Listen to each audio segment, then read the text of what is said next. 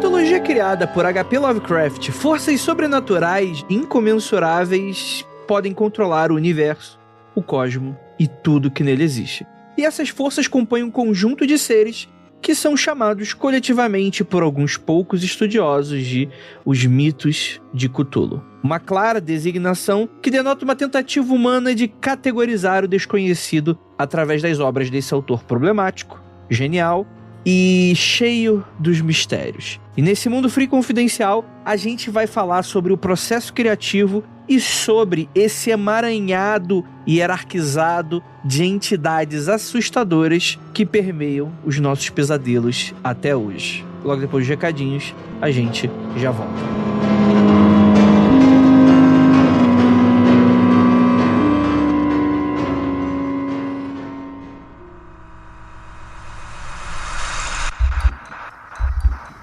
Não há nada de errado com seu áudio. Adentramos agora através dos seus sentidos.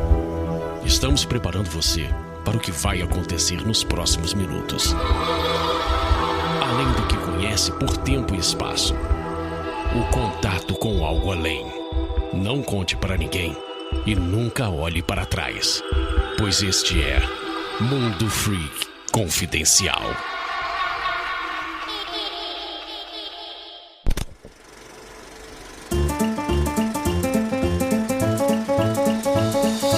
Chegamos aqui agora na área de recadinhos do Mundo Freak Confidencial. Prometo que vai ser bem rapidinho, principalmente porque...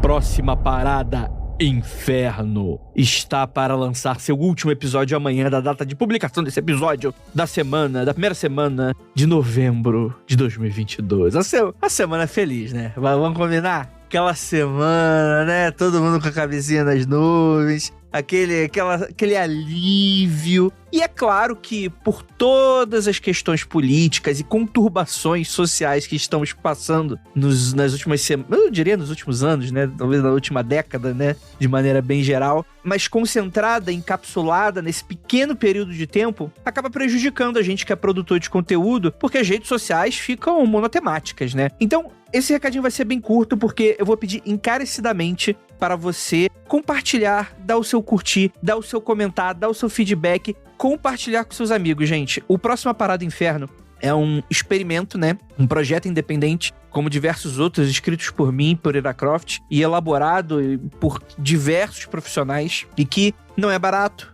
Não é fácil de fazer, né? Gostando ou não do resultado final, né? Gostando ou não do final, que promete ser eletrizante. É algo que, poxa, é entregue pra vocês com muito carinho. Então a gente agradece muito se você ajudar a compor bastante desse sucesso que a gente tá construindo junto, principalmente em um momento em que tá todo mundo querendo falar de outra coisa, né? Que não nos produtores de conteúdo, que muitas vezes, né, a gente tem a sorte de conseguir se bancar, né? Pagar todos os profissionais, né? Se juntar aqui numa família incrível. E que, poxa, não é todo mundo que vai ter isso, mas que ainda assim a gente precisa muito de vocês nesse compartilhar, lembrando que é um projeto independente, a gente tira do próprio bolso. Eu não quero ficar deixando todo mundo mal, nem nada desse sentido, ficar lamentando, afinal de contas, né? Se eu não quisesse fazer, eu não tava fazendo, né? Mas só pra dar um esclarecimento e fazer um pedido, né? Que às vezes o ouvinte tá escutando, você que tá escutando aí, vai tá achando, poxa, os caras não precisam de mim, né? Pelo contrário, a gente precisa muito de você. São vocês, né? É você que tá escutando, mas um monte de pessoas escutando em conjunto é o que faz com que o Mundo Freak Confidencial e a Casa Mundo Freak, né? A Casa Paratopia, hoje, a nossa produtora, aconteça, né? Então, é um misto de agradecimento e um misto de pedido de ajuda mesmo, pra ajudar a gente a divulgar, levar o nosso trabalho para mais distante. Tá bom, queridos? Acho que é isso. Não tenho muito mais coisa pra comentar. Em breve, novidades. Semana que vem, pra não deixar essa peteca cair, estreia o Criminologia, temporada 2. Né? Aqueles anúncios de sessão da tarde, né? Mais violento, mais eletrizante, com os caras muito lelé da cuca, com vários aniquiladores de família. E galera, cara, vou dizer pra vocês, vão ser 8 episódios, um lançado por semana, né? Vai ser toda segunda-feira até o final do ano. E cara, que tá demais. Tá aqui temporada pesadíssima, tá, gente? Também ajudem a gente a compartilhar, tá bom? Deixa aqui, Murilão, toca o teaser do Criminologia pra gente encerrar esses recadinhos. E bora pra esse podcast, ficou muito bacana. Espero que vocês curtam.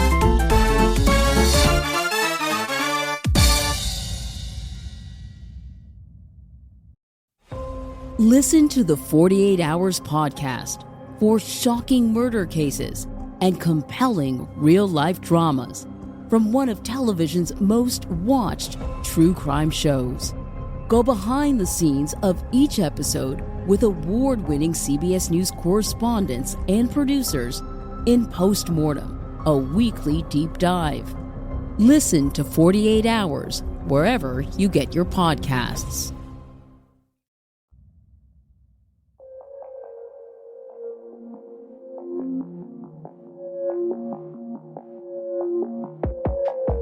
Olá, eu sou a Jay Carril, conhecida por alguns de vocês como uma assassina em série não praticante nas horas vagas, e vim aqui com mais uma novidade da produção Paratopia. Mais tarde, durante o julgamento do caso, quando perguntaram se ela havia reconhecido o corpo da criança, ela respondeu: Barba Azul serve para categorizar o tipo de assassino em série que se casa sucessivamente e logo em seguida mata suas esposas, geralmente motivado pelo sadismo, porque antes de aniquiladoras, elas eram abusadoras que chegaram finalmente ao fim da linha. Sua decisão de aniquilar a família veio dele acreditar que a sua companheira não estava atendendo às expectativas que ele havia criado.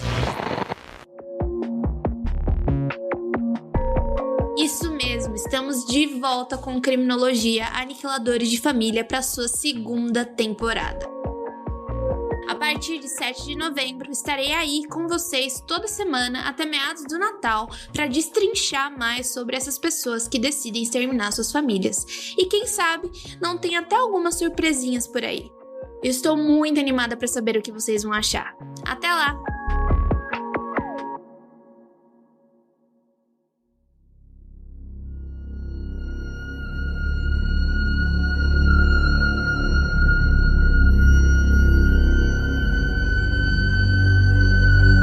Belas noites, queridos ouvintes. Está começando mais um Mundo Free Confidencial. Eu sou o Andrei Fernandes e tô aqui com meu culto, meu septo de seguidores de como aprendi a falar a verdadeira língua pandimensional, que é... Eu vou ensinar agora pra você como vocês falam Cthulhu, que não é Cthulhu.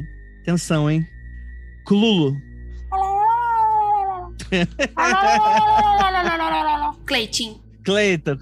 E temos aqui também a nossa Abissal Jay. Eu já vou começar dando uma indicação. Se você quer ler uma mulher, a mãe da Dark Fantasy e que inspirou muito Lovecraft, leia Citadel of Fear, da nossa querida Gertrude Burroughs Bennett, também conhecida como Frances Stevens, que escrevia para Weird Tales. Eu já vou deixar aqui minha indicação, caso você goste, queira ler uma mulher que escreva algo parecido. Tá aí, my job here is done e eu tô indo embora, brincadeira.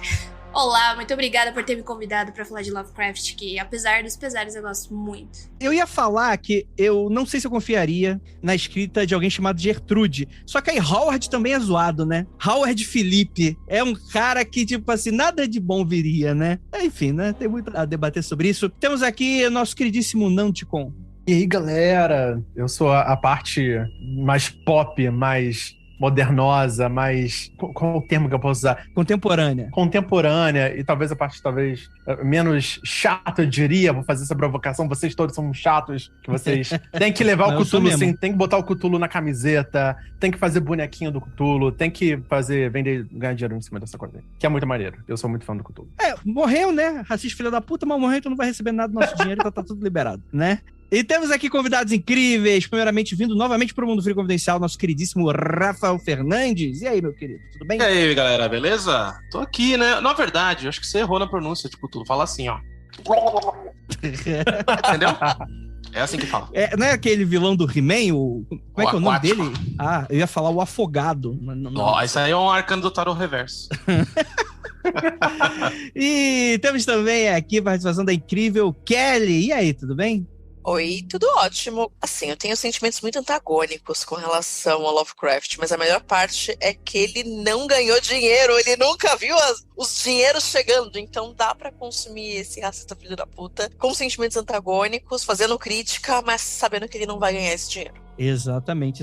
E, cara, Lovecraft, né? Pra quem não sabe, tá dando mole, o Mundo Free Confidencial, nós já temos um episódio falando sobre Lovecraft, no qual a gente se dedica muito à parte biográfica dele, né? Que é o episódio número 91, caralho, 91, meu credo, isso aí deve ter o quê? Deve ter uns 6 anos isso aí. Rapaz, eu nem era nascido. Muito tempo.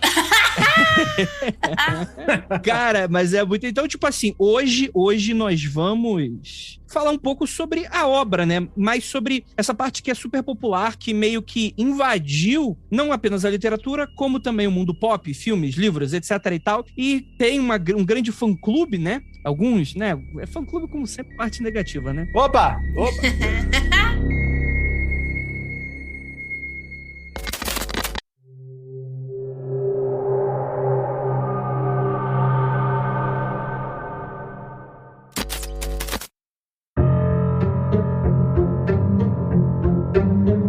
Vamos lá, Lovecraft, pra quem não sabe, a gente tá falando de um autor que nasce no finalzinho do século XIX e que ele vai se tornar bastante popular só depois que morreu, né? Ele tem uma vida super curta, né? Ele, antes dos 40 anos, se eu não me engano, ele já está morto. Teve uma vida bastante sofrida, né? Num sentido de... normal, né? Tipo, como uma pessoa normal, né? Não é nada escalafobético, né? Era só alguém que não se encaixava numa sociedade... Andrei, fala a real, o cara era incel. Só fala. Isso, ele era incel, é isso, é essa a definição. Ele é um incel antes de incel e até mensagenzinha ele mandava. É verdade, a cartinha. As cartinhas, ele brigava por cartinha. O louco do Lovecraft, de falar de vida, é que a gente vê muito da vida dele refletida nas obras, então meio que não dá pra separar uma coisa da outra. Mas é muito louco que ele nasce numa família que a princípio é muito rica, é podre de rica, mas ficou pobre na geração dele. Só que aquela coisa, eles não ganharam consciência de classe, não entenderam que era pobre. Então Lovecraft, ele começa a criar um ódio a todas as pessoas do mundo, porque ele acha que o mundo deve alguma coisa pra ele. Ele de fato é um cara genial, tanto vai passando ali na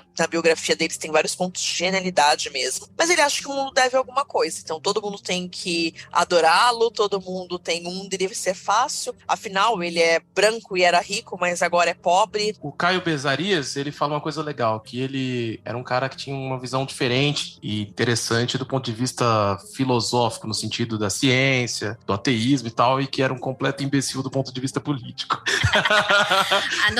Não tem como você ser bom em tudo, gente. Tinha que ter um gravíssimo problema aí. Mas tem como você não ser bom em nada, no meu caso, por exemplo. Opa!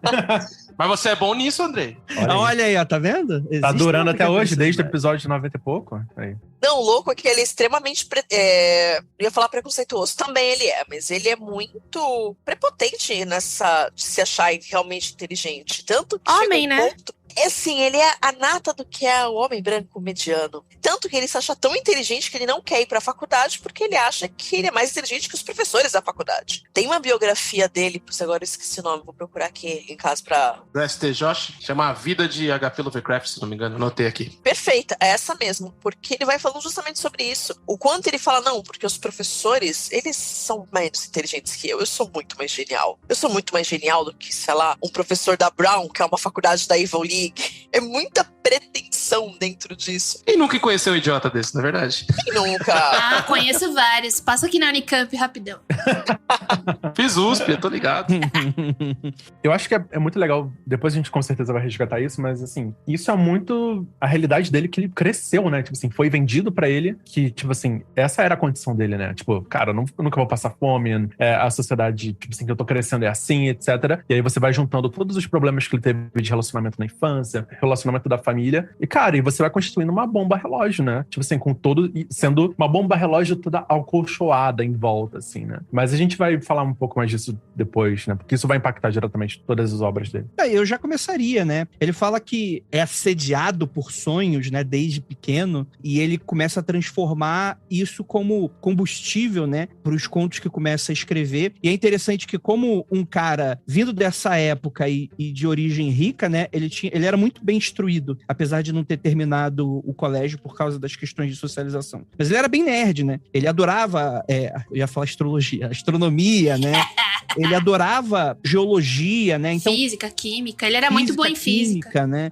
Então, assim, e ele teve contato, né? Ele escrevia desde muito cedo, né? O pessoal fala que os primeiros escritos dele é dos 4, 5 anos de idade, assim, né? De já fazendo coisas do tipo, poesia, alguma historinha, alguma parada dessa, né? Posso falar falar de um bichão que eu acho muito interessante, que é que ele sonhava, que é o Nightgaunt. Eu não sei como foi traduzido em português, que são aqueles bichões que parecem uns morcegões, mas a pele é feita tem uma consistência de pele de baleia, sabe? Eu não sei se vocês já viram as ilustrações. Eu acho um dos bichos mais aterrorizantes junto com o Cthulhu. Eu já tive pesadelos quando eu vi a primeira ilustração, porque o bicho não tem rosto, ele tem uns chifres, ele tem umas azonas meio que de morcego, ele é um humanoide, né? Só que a pele dele é consistência de baleia. Isso, ele mesmo. O conto que eu li, né, da Earth Dreamland, eu li em inglês, daí acabou ficando Nightgowns mesmo, né? Mano, quando eu vi a ilustração, imagina uma criança ter um pesadelo com esse bicho. Eu acho que eu ia ficar ruim da cabeça pro resto da minha vida, sem condições. Ou você teve esse sonho porque já era ruim da cabeça. É, boa. Uma coisa que é muito louca no Lovecraft, eu acho que talvez daí a própria genialidade, porque ele escrevia sobre os próprios medos. Todos os monstros citados, todas as criaturas citadas, são todas vindas dos medos que ele tinha. Ele tinha muito medo do mar. Então, por isso, muitas das criaturas fazem referência a polvos, a peixes e tudo.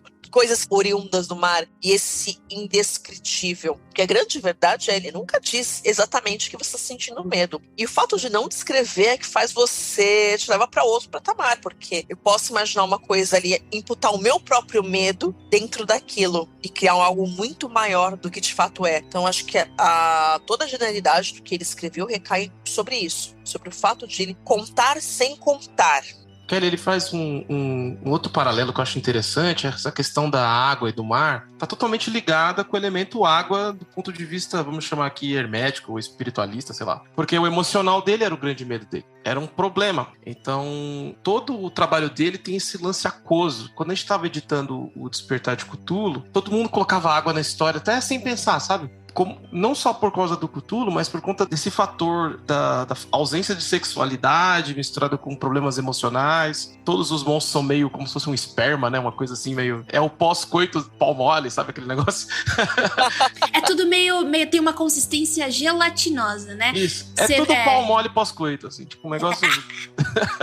É provável que ele tenha pego muito da referência das viagens dele, principalmente quando ele começou a viajar mais pela costa leste, né? Costa leste dos Estados Unidos, né? Então ele começou a ver regiões mais pesqueiras, as feiras também de Nova York. Então você via essas coisas exóticas, grosseiras, que lembravam, né? Traziam essa textura e tudo mais. Mas eu só queria pontuar uma coisa que a Kelly falou, que é sobre ele nunca descrever o suficiente, nunca deixar tudo, né? Eu acho que isso, pra mim, é a coisa mais poderosa que ele fez dentro do medo dele. Que é você deixar uma lacuna, onde o próprio leitor ele vai preencher essa lacuna com as suas próprias referências, seus próprios medos, suas próprias características, pelo menos no seu imaginário, né? Quando cada um lê, cada um vai imaginar de uma forma completamente diferente da outra pessoa. Então, quando você traz isso pra sua cabeça, você cria uma conexão um pouco mais pessoal, um diálogo, entendeu? Então, pra mim, eu acho que isso foi o que tornou ele mais poderoso na leitura, porque quando as pessoas se impressionavam, elas se impressionavam mais por causa que ela estava completando com suas próprias referências e medos e lembrando disso mais, né? Então,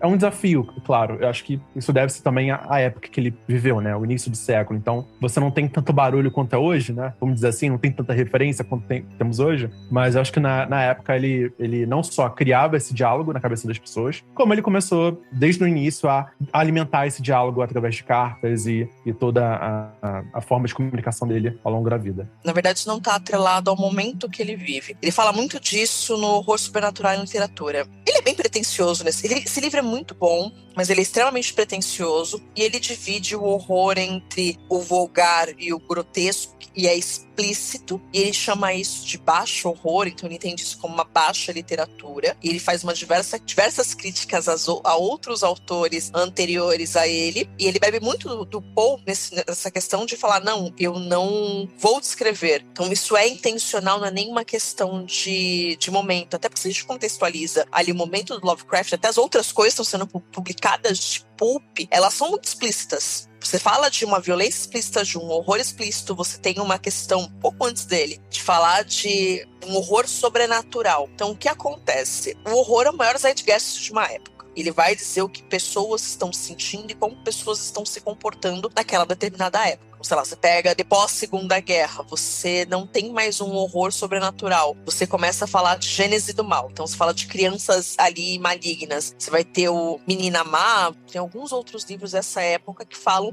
de crianças sendo más. Children of the Damned. Sim, se avança um pouquinho mais na história, você tem ali o terror do medo do estrangeiro, do medo do outro ali durante a Guerra Fria. Então, nada como. E o Lovecraft, ele traz um zeitgeist, ele vai muito meio que contra isso. Você sempre vê ali o reflexo de uma época, ele meio que foge. Então, nós estávamos no momento cientificista do começo do século XIX. Final do século passado é difícil, né? Mas começo do século passado, final do século anterior, e ele caminha dentro disso. Não, eu preciso dar uma explicação para tudo que eu estou falando, mesmo que seja uma ciência que ainda não é tão ciência, então ele bebe muito ali e se aproxima muito de uma ficção científica, por dar explicações, por querer combater exatamente o que era o zeitgeist daquele momento, que era falar de histórias de fantasmas, histórias sobrenaturais. De certa maneira, eu acho que ele consumia muita coisa daquela ficção científica da época, né? Pulp, né? Tanto que ele metia um pau, né? Aquelas paradas meio Flash Gordon, né? Que era uma parada que pra ele era muito infantil e tal. E é muito interessante, né? Essa coisa de você denominar baixa literatura, né? Baixo horror, alto horror, isso aí já é algo bem defasado. Mas o próprio Lovecraft, como escritor, esteticamente falando, ele já era um cara muito atrasado ao seu tempo, né? Por mais que a gente consiga criativamente elogiar, pô, ele é genial nisso. Ao mesmo tempo, quando ele vai escrever, ele escreve como alguém do século passado, né? Do século anterior ao dele, né?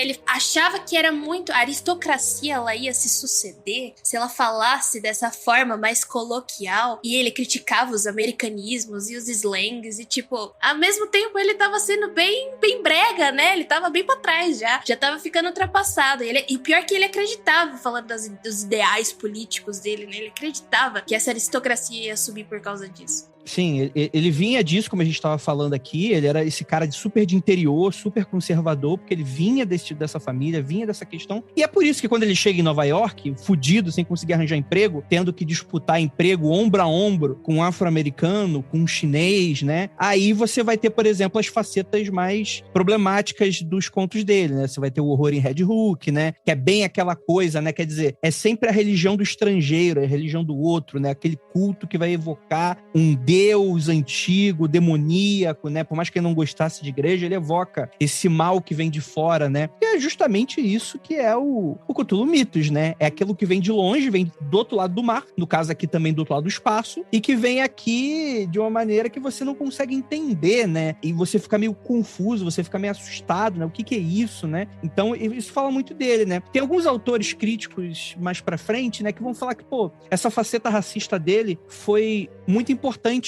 para a literatura dele, né? Eu acho controversa essa opinião, porque é aquilo, né? Se minha mãe tivesse roda, ela seria uma bicicleta. A gente nunca sabe como é que seria a escrita dele se ele não fosse da maneira como ele é. Isso é muito difícil, né? Com certeza, talvez fosse diferente. Melhor ou pior, não sei, né? Que tem gente que vai denotar ali uma qualidade por ele ter essas características. Eu não concordo, acho isso meio controverso. É controverso, mas não tem como separar a questão racista dele, a questão machista do que ele escreve. Assim como ele escreve sobre os próprios medos. E o medo dele, ele é xenófobo, ele tem medo dessas pessoas negras, ele tem medo dessas pessoas asiáticas vindo. Isso está muito intrínseco. Mesmo quando ele joga essas criaturas para o outro lado do universo, ainda assim é o medo do estrangeiro, é o medo de fora. Então não tem como você desvincular uma coisa da outra. E é até curioso você conseguir ler e enxergar onde exatamente estão esses problemas dele. Alguns são muito óbvios, como no Horror em Red Hook. Tanto que a versão,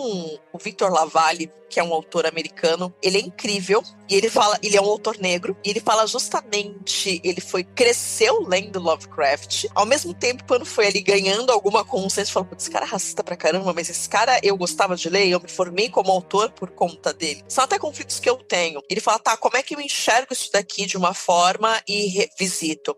Ele tem um livro chamado Balada do Black Tom, que é uma releitura de Horror em Red Hook, e é genial, porque é justamente quando você tira esse olhar xenofóbico, esse olhar racista, o que sobra? Sobra o que o Victor LaValle fez. Eu acho que vale lembrar e ressaltar é que a época ela era tomada pela eugenia. A gente tem H.G. Wells ali com a Ilha do Dr. Monroe e falando das mulheres também, a gente tem a Charlotte Perkins com A Terra das Mulheres. São dois exemplos clássicos de como a eugenia ali nos Estados Unidos estava bem vigente. Então, toda vez que eu adentro, tipo, 1890, 1930, é só esses caras. Então, parece que é uma coisa bem vigente que realmente estava acontecendo não só com Lovecraft, mas com todo mundo ali que estava no meio da literatura também. E você também imagina o momento onde ele vê uma pessoa negra pela primeira vez, né? Tipo assim, isso não acontecia em Providence, tá ligado? Tipo, é literalmente um choque, assim, caramba, como assim tem pessoas diferentes da minha cor, etc. Deixa eu só retomar. Era uma coisa que a Kelly falou também. Esse livro é maravilhoso, inclusive. Esse do Blackton é maravilhoso, porque você coloca um protagonista negro vendo os mesmos acontecimentos do Red Hook, então traz uma outra visão. É sensacional esse livro, super atual. Eu acho que é muito importante a gente não mascarar o racismo dele. Eu acho que tem que ser uma coisa que tem que ser discutida, conversada, mostrada mesmo que ele era assim e debater, sabe, sobre isso. Porque eu já passei por uma situação onde eu recebi um livro, um dos milhões de livros dele, onde os contos vieram mascarados. Vieram assim, em vez de você botar os termos racistas, ele botava assim, representava a estátua de um deus de ébano maravilhoso, uma coisa assim. Ah, pronto, sabe? Ah, pronto! Exato. Então, assim, como se o Lovecraft elogiasse os negros. Então, assim, isso pra mim foi muito grosseiro. Muito, assim. Foi ofensivo de verdade. Porque não tinha nota de rodapé, não tinha nada, entendeu? Diferente de outras obras que tinham contexto. Existem obras com contexto, e esse contexto é importante até pra você conseguir entender quem era o Lovecraft, o que ele está escrevendo, e pra entender contexto, porque a gente joga muito tipo, ele é o filho da sua época. Não, ele não é um filho da sua época. Por mais que aquele momento dos Estados Unidos era um momento complexo, ele estava no norte, estava numa região que era um pouquinho mais progressista do que o sul. E, bom contextualizar, poxa, ele pegou ali o começo do renascimento do Harley, que é onde você começa a ter uma série de escritores negros escrevendo coisas incríveis, às quais ele também faz crítica em troca de carta. Então, esse racismo e xenofobia tá intrínseco, não tem como desmembrar da obra. Erroneamente as pessoas falam, não, ele é um fruto do seu tempo. Não, tipo... É um fruto podre já do seu tempo. Não é isso, gente, não é isso. A gente não tá tratando com um cara do século XVII, em que a escravidão era algo muito presente, sei lá, tipo, passou o dia inteiro na igreja escutando, enfim, o que quer que seja pra legitimar. A gente tá falando de um cara que, porra, tem carta com ele elogiando Hitler, né, caralho? Tipo, sim. A galera daquela época costumava querer bater no Hitler, né? A galera do bem, né? Então, quer dizer, não tem muito o que você defender dentro desse cenário, não. Ele é daquela época. Isso também é resumir e apagar. Eu acho que o Nando fala isso muito bem, né? O que eu defendo? Geralmente, poxa, que vem um texto anteriormente falando, ó, a obra que você vai ler, ela foi escrita numa época, esse cara tinha problemas, muitos problemas, né? E é isso que você vai ler a partir daqui. Você tentar fazer essa higienização, vamos colocar assim, é um apagamento, né? Do tipo, pô, você tá tirando o explícito, mas o sutil, que também tá racista, não tem como você, como a própria Kelly tá falando, não tem como você desassimilar. É aquilo ali, tá ali, e você precisa entender aquilo, né? Não é só uma historinha pra você ler e tal, né? Sim, até mesmo a gente fala muito do racismo dele, porque acaba sendo mais explícito, mas a gente também deixa de falar muito do machismo, porque, assim, essa biografia do Lovecraft, ela é maravilhosa, porque ela tem várias fofocas. Então ela fala do quanto o Lovecraft tinha nojo de mulheres, até pela relação doente que ele teve, relação bem doentia que ele teve com a mãe e depois com as tias. Então, o quanto ele tem nojo, o quanto ele se recusa a fazer sexo com a esposa, o quanto isso também reflete dentro da obra. Talvez um nível um pouco mais sutil do que o racismo e a xenofobia, mas também reflete. Então, não dá pra desmembrar uma coisa da outra. Então, não adianta você querer ler Lovecraft numa tradução meio chapa branca, uma tradução que tá ali tentando minimizar, porque você não tá entendendo a dimensão. E com isso consegue entender nem a genialidade dele nesse cenário. Aquela hora eu comentei brincando sobre o esperma e tal, eu vi isso num livro sobre psicanálise e terror, agora não me lembro o nome, sempre tinha aqui fácil, em que ele coloca essa questão do machismo do Lovecraft e essa meio que uma impotência, e por isso que tem muito a ver, assim, eu falei brincando, mas era sério, né? Esse aspecto mesmo da gosma, dos líquidos que consomem, que perverte, que depois vai ser usado em Alien, né? É só mais um negocinho. E sobre o que falou o Fernando, Fernando, e vocês todos, na verdade, tem também o Tintin, né? Por muito tempo a obra do Hergé, publicada aqui, totalmente limpa, né? Os caras passavam ali uma navalha para tirar o racismo, a xenofobia, o imperialismo, tudo isso da obra, né? E depois foi publicado algumas obras integrais, né? Facsimile do material. É importantíssimo que tenha paratexto, nota de rodapé, e se for usado em escolas, tem que ter um aviso. Essa é a minha visão. Tem que ter um aviso daquilo. Olha, essa obra aqui tem esse período histórico, tem essas questões aqui. Quase um aviso de gatilho, saca? Explicando tintim por tintim. E só pra concluir o que eu tô falando, baseado no que a Kelly falou, esse medo do estranho, do diferente, ou do que não era ele, né? Na verdade, né? Que parece inicialmente o estranho do Word e tudo mais, mas quando você vai ver a fundo é o medo do que ele não conhece. Tem a ver com a própria linguagem que ele usa pra criar pros monstros. São as línguas estrangeiras que ele não entende, que o confundem, que o incomodam. Ele, como uma pessoa que se acha superior nesse aspecto linguístico, ele devia ser super ofensivo ouvir uma coisa que ele não entende. Quando a gente tá viajando para outros países, é comum as pessoas mandarem a gente falar inglês até quando a gente tá conversando entre si. Você tá conversando num restaurante, 2 brasileiros, as pessoas falam English, please. Como assim, tá? Verdade. Eu tô falando de 2015, sabe? Então, ele é o homem do tempo até hoje, né? Na verdade, infelizmente.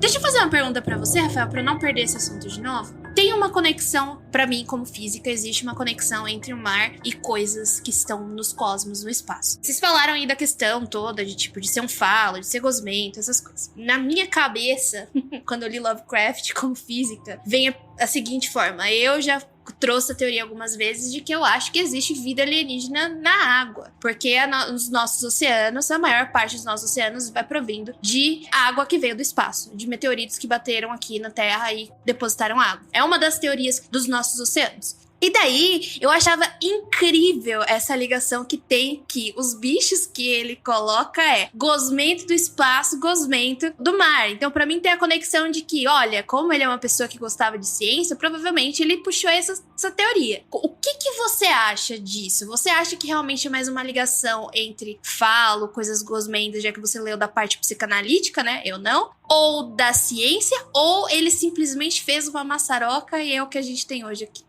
Eu acho que é essa última, é um conjunto de coisas, né? Você vê que ele estudava Freud, tem citações do Freud em alguns momentos, então ele estava fazendo uma autoanálise, de certa forma, entendendo esses aspectos dos símbolos, né, da água e tudo mais, porém, eu sou um fanático num livro em específico, acho que vira e mexe eu gosto de dizer que é meu livro favorito, mas muda.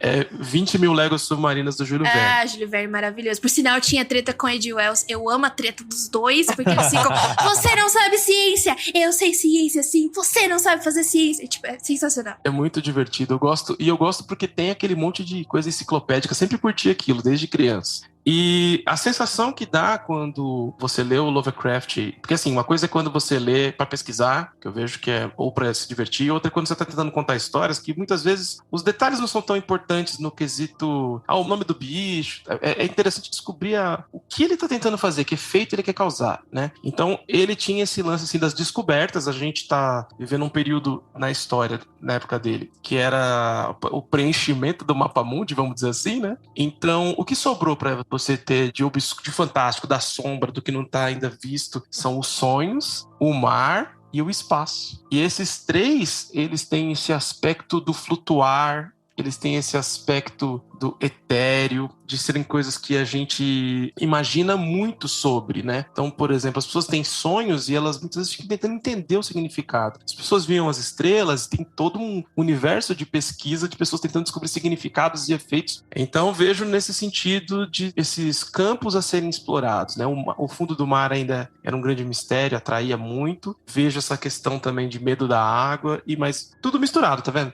Não dá pra separar muito. O pessoal dessa fase do Weird, eles eram uma galera que misturava muito, não tinha uma preocupação ainda mercadológica de definir gêneros. Então você tinha lá ficção científica, terror, fantasia, hoje é tudo muito nítido, né? Você pode ter um toquinho, mas você não vai ver um Senhor dos Anéis, de repente uns robôs lá no meio. Ninguém faz, não sei porquê. Mas naquele período fazia bastante. E isso também transparece nos elementos de uma história, né? Então você tem ali...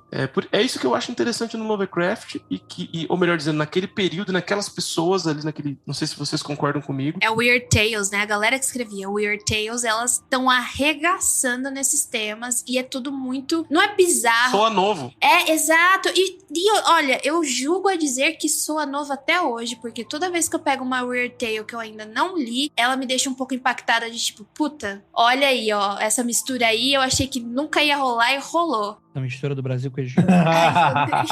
É exatamente isso, porque você na mesma revista você consegue ler de tudo e ter de tudo, e mesmo no New Weird, que você tem, tipo, começo dos anos 2000, alguns autores começam a fazer uma coisa similar, não chega à próxima, porque por mais que eles diverjam e tenham muitas coisas desse mesmo guarda-chuva, as coisas ainda estão muito nas caixinhas, você ainda consegue colocar China Me Evelyn numa caixinha, você consegue alguma coisa de Gaiman dentro de outra caixinha, ainda tá fechadinho, e lá não, bota tudo aqui dentro, porque quanto mais coisa tivermos, conseguimos vender, e mais gente vai comprar, e mais gente vai escrever aqui pra elogiar, pra reclamar, ou qualquer coisa, ou pra tretar. O propósito é mais mercadológico, né? Eu tenho a impressão que o Weird nessa época, o Pulp, né, que vinha muito do Pulp, era muito uma galera muito nerd, que gostava muito de uma parada e gostava de ficar fazendo experimentação. Porque não era galera bem paga, aliás, né? Então provavelmente era alguém que era um acadêmico, ou ele tinha um emprego normal, e o hobby dele era ficar mandando conto e historinha pras revistas e testando os limites e tendo seus pen pals, né? Como o Lovecraft tinha vários, né? Do tipo, seus amigos de escrita, né? Que ficavam trocando correspondência, né? E falava, porra, tua parada, né? Pra quem não sabe, o Lovecraft, ele tinha uma grande amizade com o do Conan, né? Robert Howard, né? Que inclusive também tem diversas inspirações dos contos dele por causa do Lovecraft, né? Então tem aquela da Torre do Elefante, né? Pensei que você ia falar que tinha inspiração no machismo do Lovecraft. Porque é outro machista. Dessa galera, o único que conseguiu ficar rico é o Robert Chambers, do Rei de Amarelo. Mas ele não ficou rico com o Rei de Amarelo. Esse era inteligente. Ele escrevia romancezinho água com açúcar, soft porn, ganhou uma puta grana. Então ele vivia de escrever. Tanto que o Lovecraft odiava, eles tinham uma relação de ódio e ódio. E o outro, tipo, você é significante demais pra eu te odiar. Porque ele conseguia viver de literatura, mas porque escrevia outras coisas. E o Chambers também não gostava também de o sucesso dele ser o romancezinho água com açúcar tórrido, né? Não gostava, mas é isso que tá pagando as contas. E vamos combinar, né? Artista ganhar dinheiro é crime. Não pode. Se artista ganha dinheiro... No Brasil, então, causa inveja e ódio dos colegas. Não pode dar dinheiro pra artista, começa por aí, porque senão aí ele fica vendido. Ele mudou, ele não era mais como era antes, você não era assim. Não, eu gostava quando ninguém escutava. Agora que todo mundo escuta, não sou mais fã dessa banda. Agora que saiu naquele seriado super famoso, nossa, agora todo mundo ouve.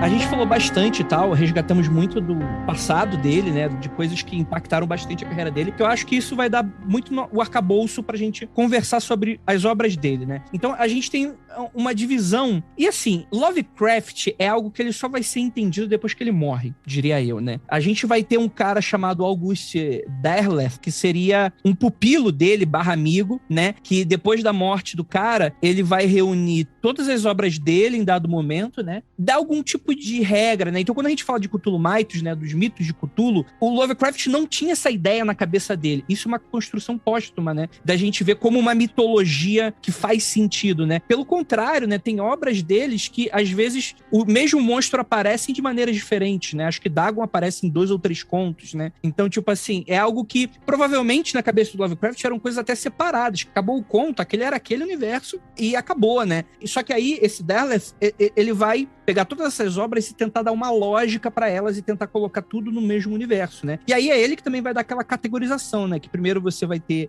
os sonhos, né? Que o pessoal chamam de Dreamlands, né? Que aí são os contos que talvez sejam os menos conhecidos ou os menos apreciados pela galera que curte a parada mais mitológica, mais do monstro, do horror, etc. É verdade. Porque é muito onírico, né? É uma parada que tem pouca base em que você pode colocar uma regra, né? Você pode fazer um bestiário de D&D como a galera Não dá pra gosta. fazer bonequinho, velho.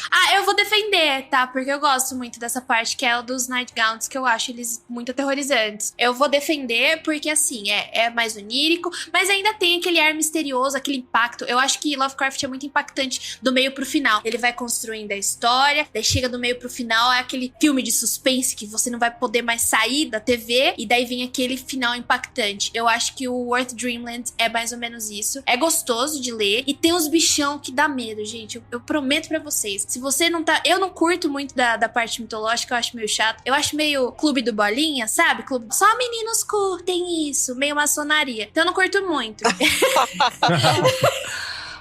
Então, eu gosto mais desses. E tem uns bichinhos que dá pra dar medo, dá pra ter pesadelo à noite. Então, eu incito você ir lá e ler. Tem os ciclos mais que são de terror, né? Que são aqueles que não tem a questão das deidades, né? Só aqueles contos muito parecidos com essa lógica do Edgar Allan Poe, né? É um problema, uma situação, né? Tipo, eu fico imaginando assim, por exemplo, a árvore, o ar frio, né? Que são questões ali que puxam, às vezes, um pouco pra ficção científica, né? Puxam pra esse lado mais dos causos. É do incômodo. É um exercício de incômodo. Exatamente, do desconforto, né? Mas isso parte muito da ficção científica, tá? A ficção científica, ela vem com uma proposta de estranhamento. Você parte de um estranhamento de algo e você pode extrapolar pra realidade. Esse é um dos papéis da ficção científica, dentre os tantos que ela tem. E é legal você pensar que quando ele escrevia esses contos, os que fizeram sucesso, na verdade, são exercícios, sabe? São exercícios de física, de química. Caramba, então deixa eu ver. O que aconteceria se você botasse alguém tentando viver por muito tempo? Ah, então o quarto tem que estar todo congelando, super frio. Então ele vai lá e faz o conto sobre isso. Então são muitos os exercícios nessa parte também de ficção científica, que são os exageros, né? E isso é muito incrível, é bem maneiro ver como ele estava trabalhando, e era quase uma disputa, né? Se você começar a perceber, entre os amigos deles, quem vai inventar a história mais maluca,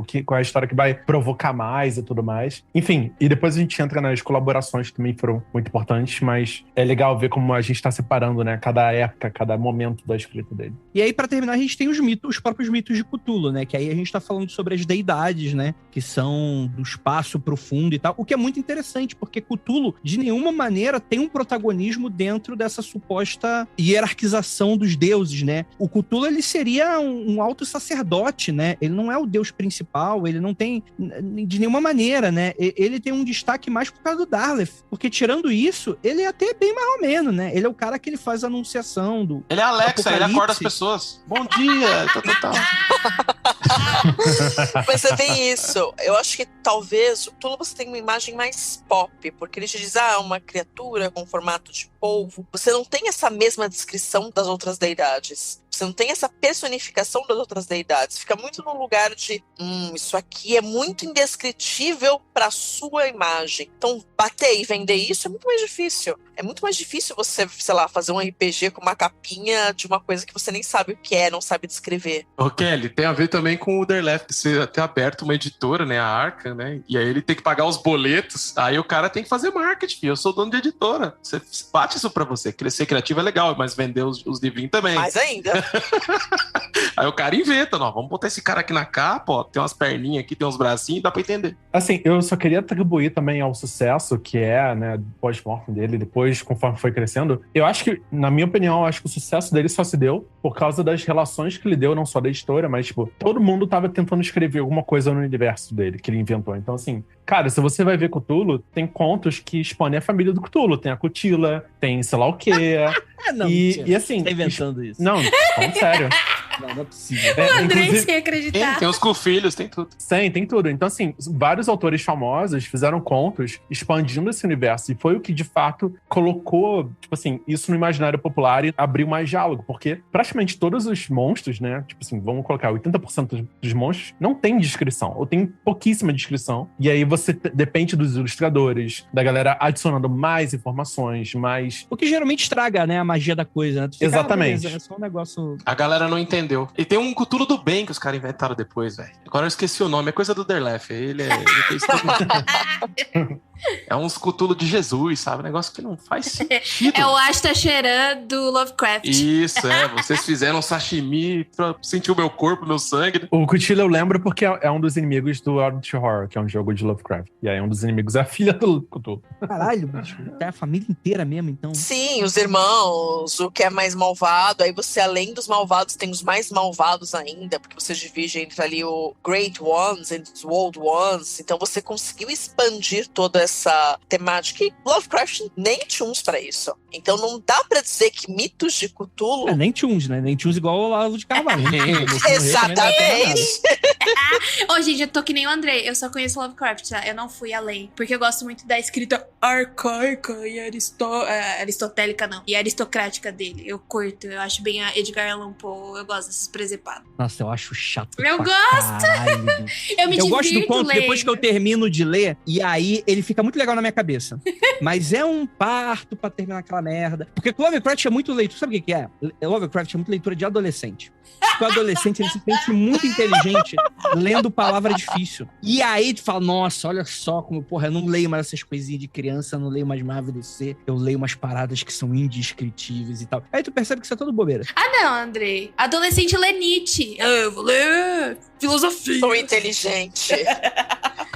Mas é bem isso, mas olhando cruamente, você não tem todas as expansões de mitos de Cthulhu em Lovecraft. Dá pra gente se lembrar e falar, ó, isso, mitos de Cthulhu é uma coisa, Lovecraft é outra completamente diferente. Essa daqui bebeu no Lovecraft, mas não é a mesma coisa. E tem até uns fóruns de discussões bem grandes com relação a isso, quanto a gente pode considerar de Lovecraft, tudo que foi feito depois, ou se são só inspirações. Eu, particularmente, acho muito positivo, porque você tá ali reinventando coisas que são geniais. Tanto que eu acho que origina de Lovecraft muito mais genial. Você pega Lovecraft Country. Cara, aquilo é brilhante. Aquilo é genial. O livro eu não gosto tanto, mas o seriado foi construído de uma forma... Tem uns defeitinhos ali na reta final, mas, cara, aquilo é muito, muito brilhante. Você tem toda a ideia de Lovecraft ali, você tem todo o racismo de Lovecraft ali, visto por um outro olhar. Que é justamente a parte, crítica, né? De você,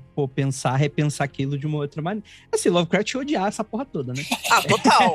Mas essa é a melhor parte. Essa é a melhor parte. Ele tá se revirando no túmulo. Não gostei. Faz de novo. Lovecraft ia botar sigilo de 100 anos aí. 100 anos, ia xingar todo mundo No Twitter. No Twitter, no chão. Ele tá igual um frango de padaria dentro do caixão dele.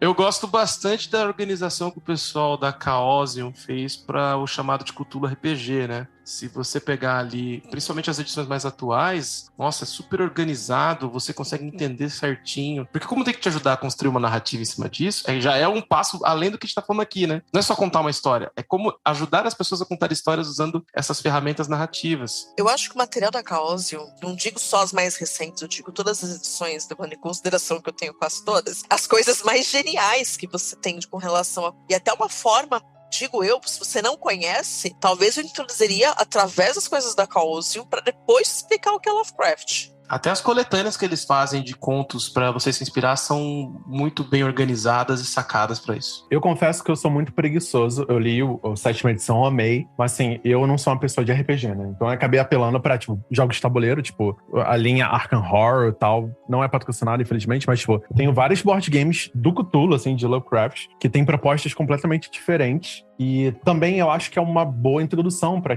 cara, como é que é os videogames? Caramba, videogame a gente tem vários exemplos. Mas também tem tabuleiro, mas também tem quadrinho. Então, isso é uma coisa incrível de você ver que o tema Lovecraftiano, vamos dizer assim, né? Ele tem muita aderência a essas diferentes mídias, né? Então, você consegue criar mecânicas de jogo que vai simular loucura, que vai simular traição, simular inimigos de outra dimensão. E isso casa muito bem com a mecânica, com o jogo. Então, cria essa experiência narrativa, né? E praticamente nada disso é do Lovecraft, né? As ilustrações são de outras pessoas, os derivados são de outras pessoas, mas estão no mundo que ele começou, ele criou. Jesus é assim também, cara. A pessoa já deveria ter se acostumado. Mas sabe, o mais louco, até fica muito claro no RPG, você consegue ver nos tabuleiros, nas outras coisas, ele faz algo, eu não lembro de ninguém fazer antes, é trazer pro real. Então, não é o cara que é super poderoso, é manda bunda, gente.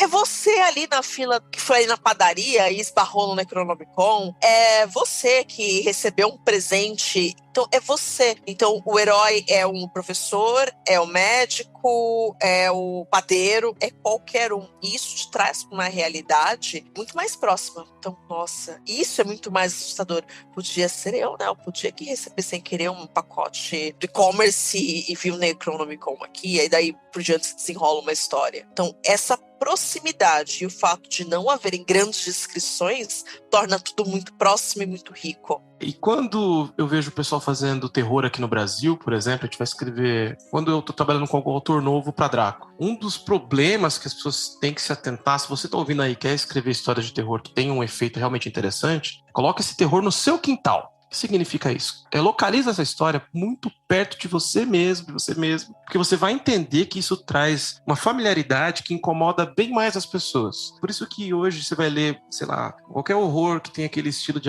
castelo, um príncipe, não sei o que, é uma coisa que soa até um pouco boba, porque é irreal para nós. Um outro fator, só para concluir dentro do que falaram todos vocês, a loucura. Por que eu acho que a obra do Lovecraft tem ganhado um peso com o tempo? Com o avanço do capitalismo, a loucura se tornou uma coisa mais constante, é um medo bem comum da nossa vida. Todo mundo, depois da pandemia, a loucura tá a um passo de você. Era mais fácil ficar louco do que pegar Covid. E o Covid era super contagioso, né? Mas ao tentar fugir do Covid, você enlouquecia. Ao ir pra rua e tentar trabalhar mesmo com Covid, você também enlouquecia. Então, esse medo de enlouquecer, claro, um pouco, que mudou, né? No começo do século, até os anos, sei lá, até o fim do sistema manicomial, o medo também era de ir pro manicômio, né?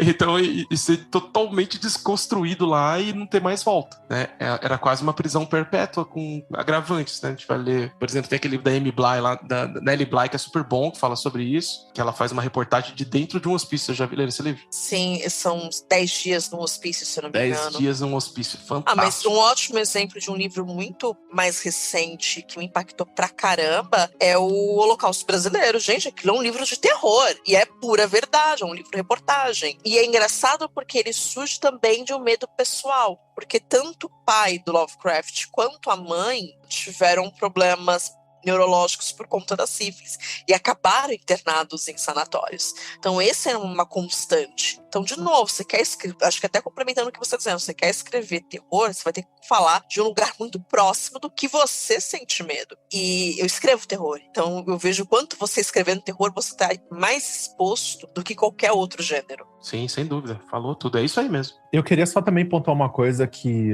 às vezes passa batido, mas é uma coisa que contribuiu muito para isso que a Kelly falou sobre você se aproximar do tema e tal. É que, na época, principalmente toda a escrita dele, ela é baseada em relatos. Então é sempre uma pessoa em primeira pessoa escrevendo, documentando num papel, num caderno, num jornal. Ele está documentando para que outra pessoa encontre aquele papel. Então, praticamente todos os relatos, todas as histórias são em formato de relato de primeira pessoa, onde ele está registrando num arquivo. E aí eu queria até puxar alguns jogos de terror, né, que explora, tipo assim, Resident Evil, Silent Hill, deixa eu ver, cara, um que eu gosto muito, Soma, que é No Fundo do Mar, que assim, todo mundo desapareceu, mas você lê os relatos das pessoas que passaram por ali. Então você começa a entender a história através dos olhos das pessoas que deixaram um indício, uma coisa ali. E é o que essa literatura daquela época era muito popular em fazer, né? Stolar, né? O Drácula, que é todo feito com cartas, né?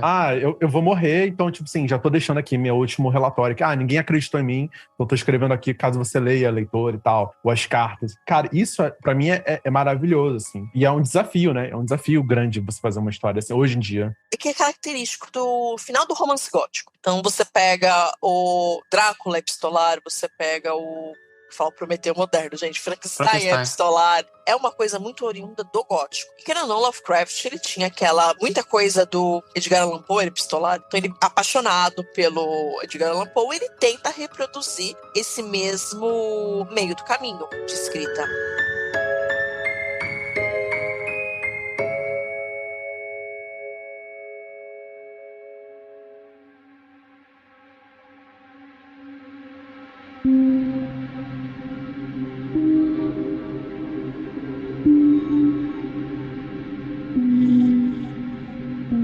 Então, isso a gente pode aproveitar para falar um pouco sobre esse conceito, né? Como eu estava falando anteriormente, né? Como aquele cara que nasceu e cresceu no interior, com medo de tudo, com um mundo grande demais, a gente vai ter esse aspecto no Cthulhu Mythos, né? Que é o quê? É você ter... Eu tô falando Cthulhu Mythos, né? Os mitos de Cthulhu, né? Que é essa coisa do tudo é muito grande e a gente é irrelevante pro mundo e pro universo. Você imagina aquele cara numa fila da peixaria para perguntar se ele pode ter um emprego ali naquela questão e todo mundo é aquele fuzuê e tal. Então, você imagina que o horror para esse cara vai ser entidades cósmicas tão grandes com consciências tão elevadas, de maneira tão distante, que tudo acaba se tornando muito incompreensível para ele. Porque era muito esse reflexo, né? Então a gente vai ter os Great Old Ones, né? Que aqui seria a tradução mais usada, os grandes antigos, né, que seriam os mais clássicos, né, dos deuses de outros locais, né, e aí você vai ter os outros, né, que seriam os deuses exteriores, né, os Deep Ones, né, aí você vai ter os relatos que eles estiveram em guerra com os Great Old Ones, né, do tipo pro domínio do universo e coisas nesse sentido e tal, e tudo isso vai se passar dentro desse cenário em que o ser humano em si, e eu acho que isso talvez é um pouco do que falha o RPG. No RPG você tem que ganhar, né? Você luta pra ganhar. Sendo que na literatura fica muito claro que o ser humano ele não tem chance de escapatória, né? Tá errado, velho. Tá errado. Ô, Andrei. Em Cthulhu, não. Cthulhu, você sabe que o ganhar quer dizer que você foi parar no sanatório. O objetivo dos RPGs de Cthulhu é ir parar no sanatório ou morrer. Exatamente. Inclusive, nos board games, alguns são considerados, assim, extremamente difíceis. Eu mesmo tenho muita dificuldade de jogar alguns deles. Porque se alguém não for devorado, quer dizer que a gente tá jogando errado. Alguém tem que se enlouquecer, tem que ser devorado, tem que, sabe, adoecer, se ferrar muito. Sabe esse horror em The Witch que você mostrou? A primeira vez que a gente jogou, a gente levou 40 minutos pra montar. Com aquele tempo ali pra montar. Aí a gente começou a jogar e falou, o que acontece quando chega nesse negócio aqui? Aí lá no manual, você perde o jogo. Aí a gente olhou pro outro, tipo, esse jogo é uma merda.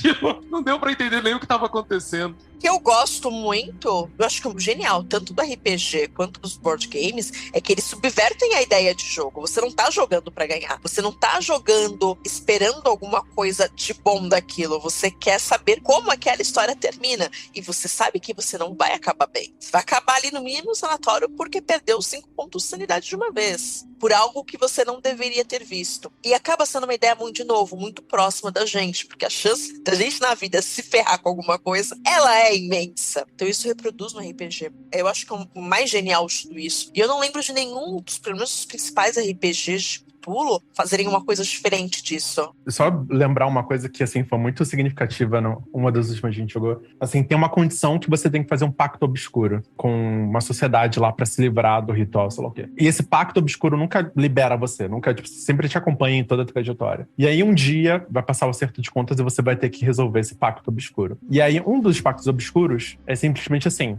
você tá sendo infestado pelas visões do ancião, né, do Cthulhu, que seja, ou Azathoth, enfim, e você não aguenta mais esconder a sua verdadeira vocação. Escolha um outro jogador e mate ele. E aí você pode matar o seu amigo, matar o personagem dele. e é isso. Você pode matar o seu amigo. Calma. Exato. Acabou o jogo pra ele. Do nada. Do nada, você tem que escolher um dos outros jogadores pra matar e tirar do jogo, assim. E isso é bizarro, assim. E é só mais uma jogada entre dezenas e dezenas. Porque você enlouqueceu, né? Você já não confunde tudo e tal. E, cara, eu senti a falta de jogos desafiadores, assim. Obviamente que hoje em dia existe, mas o Arkham Horror foi um dos primeiros. E isso criou toda uma linha, né? Que é o Hora Final, o Eldritch Horror, o Card Game e tal. E, cara, hoje em dia é uma das franquias mais, assim, rentáveis da produtora, que é a Fantasy Flight, né? Então, isso é fora como o pessoal conseguiu, né, explorar. E, hoje em dia, qualquer pessoa pode explorar isso, né? Não só escrevendo contos nesse universo, mas também inventando o que você quiser de obra. E é um tema riquíssimo, muito rico e muito abrangente e muito desgraçado. A gente sempre se fode. E é divertido. Vamos, então, falar, afinal de contas, dessa mitologia, né? A gente vai ter o Cthulhu. Eu tô começando por ele só porque ele acaba sendo mais popular, né? Mas a ideia é essa, né? A gente quase nunca vê ele, né? Porque ele tá sempre dormindo, né? Cara, mas como é que chama aquele Pokémon lá que dorme? É o Snorlax. Ele é o Snorlax da mitologia. Exatamente, né? Mas ele tem essa função muito apocalíptica, né? Que as coisas que a gente sabe que ele tem potencial de fazer é pelos relatos, né? Porque, como eu falei, essas criaturas, elas são tão poderosas que a simples presença delas já, e mesmo dormindo, já tem influência sobre você. Então, diversos cultos e diversas pessoas enlouquecem ao redor do globo só pelos sonhos do próprio Cthulhu, né? Então, é quase como se ele criasse uma dimensão própria, né? E que a conseguisse afetar a gente fisicamente, de certa maneira, né? E aí você vai ter só, tipo assim, os escritos das pessoas que foram afetadas dessa maneira, né? Então tem no próprio Call of Cthulhu, né? No chamado de Cthulhu, né? O conto mais popular, você tem aquele trecho, né? Tipo assim, quando o Cthulhu acordar, cara, acabou. Não vai ter mais guerra, vai ter muitos horrores, muitas coisas legais. A gente vai aprender novas formas de matar, novas formas de amar. A humanidade, ela não necessariamente se fudeu, ela transcendeu pra outra parada que é até difícil a gente conceber o que seria esse próximo além, né? né? Com o despertar dele, né? E no próprio chamado de Cthulhu, spoiler, tem 40 milhões de anos essa obra, ele desperta, né? E acaba. Tu não sabe o que acontece dali pra frente, né? Ele tá dormindo na cidade de R'lyeh, que seria no fundo do oceano, né? Tem toda uma questão aí atlântica da coisa, né? E por aí vai. Mas em si, ele é dito como sendo um grande alto-sacerdote mesmo, né? Ele é um cara que ele não tem muito poder físico, né? Ele tem um poder de influência. A função dele, ela é mais burocrática do que qualquer outra coisa pelos os seus semelhantes, né? Ele tem essa função clerical quase, né? Para os outros Great Ones, né? Isso foi atribuído a ele depois, né? Originalmente ele não tinha nada dessas características. Inclusive no conto original ele é confrontado e de certa forma é derrotado, mas ele se regenera e tudo mais. Eu posso estar falando besteira, alguém me corrigir caso eu tenha falado. Mas assim, isso tudo, todas essas características foram atribuídas a ele com o tempo, porque de fato foi o conto mais famoso ao longo dos anos, né? Foi um dos raríssimos contos onde ele desenha o monstro. Então ele desenha uma estátua do Cthulhu que serve de base para muita gente trabalhar depois em cima disso. E como a gente já falou também em outros momentos aqui desse episódio, é tudo baseado em relatos. Então ele criou uma narrativa onde ele escreve o jornal, que tá lá onde os artistas começam a sonhar com Cthulhu. Aí ele conta os recortes, o diário do parente dele. Então assim, ele cria todo o material que você começa a acreditar na parada. Porque, tipo, é muito rico. E até é uma característica dele, que eu acho um pouco cansativa e chata, de ele adicionar tanta descrição às vezes, né? Tantos adjetivos na mesma frase. Isso é uma coisa dele também, que foi melhorando com o tempo, mas ainda é dele. Mas assim, é riquíssimo, né? Assim, você entra demais na história por causa de tantos quebra-cabeças que você vai montando na sua cabeça, de tantos arquivos e tal. E é isso, eu acho que pra mim ele ganhou toda essa fama, toda essa força por todos esses elementos que ele não trabalha tanto assim em outros contos, né? E também ele não gostava muito de contos muito longos, como o Chamado de Cthulhu. São poucos os contos onde ele chega quase a ser uma novela. Eu acho que a exemplificação desse poder aí é o Necronomicon, né, gente? Quando chega lá no Alan Moore, que o Alan Moore fica doido pelo livrinho e começa a fazer, o negócio se expande. Ele escreve um livrinho e daí, tipo, existe todo um mundo sobre esse livro. E toda uma conspiração, né? Não, na verdade, ele existe, né? Na verdade, existe muito disso, né? De que Lovecraft, ele, na verdade, não é ficção, né? Já é o papo doido esotérico, né? Pois é. Ele, na verdade, ele captou, né? As mensagens. Né? Kenneth Grant, não é? O Kenneth Grant que mexe com isso? Também, Grant, que é pupilo do Aleister Crowley, ele vai construir toda uma rede aí de falar, não, dá pra chamar essas entidades, dá pra trabalhar com elas, etc e tal. É que o Kenneth Grant é meio doido também, né? Ele tem as questões dele. Sim. Ó, Jay, você tava falando do Aleister Crowley, então, não do Alan Moore. Não, o Alan Moore também. O Alan Moore tem o HQ dele lá sobre o Necronomicon, que é horrível. O Providence, né? Não, esse é bom, o segundo é ruim, que é o próprio Necronomicon, que é ruim mesmo. Não é legal, não. Não leiam. Neonômico, não é? Começa legal, mas daí ele escorrega nos pontos que ele sempre escorrega, e daí não ficou muito bom, não.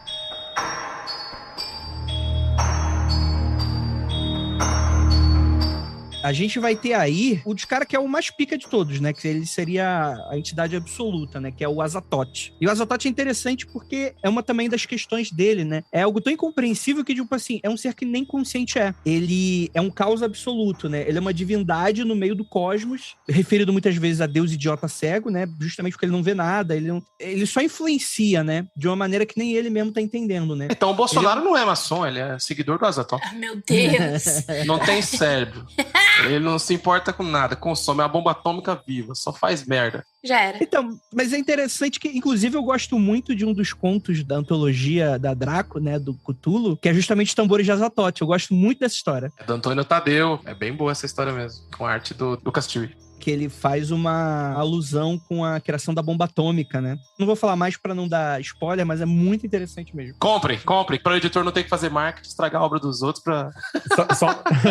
Só um comentário, no Eldritch Horror, a gente considera Azathoth o monstro, o ancião mais fácil, porque quando ele acorda, todo mundo morre. Os outros, eles acordam e você fica sofrendo por mais 2 horas e depois você perde. Então, assim, o jogo é melhor começar com ele porque você morre mais rápido, sabe? É isso. Porque o universo existe dentro do sonho dele. Então é um bagulho muito bizarro. Exato, então ele acorda e acabou. Eu acho que ele faz uma aparição super curta, né? E dá a entender que é ele, né? No Hellboy, né?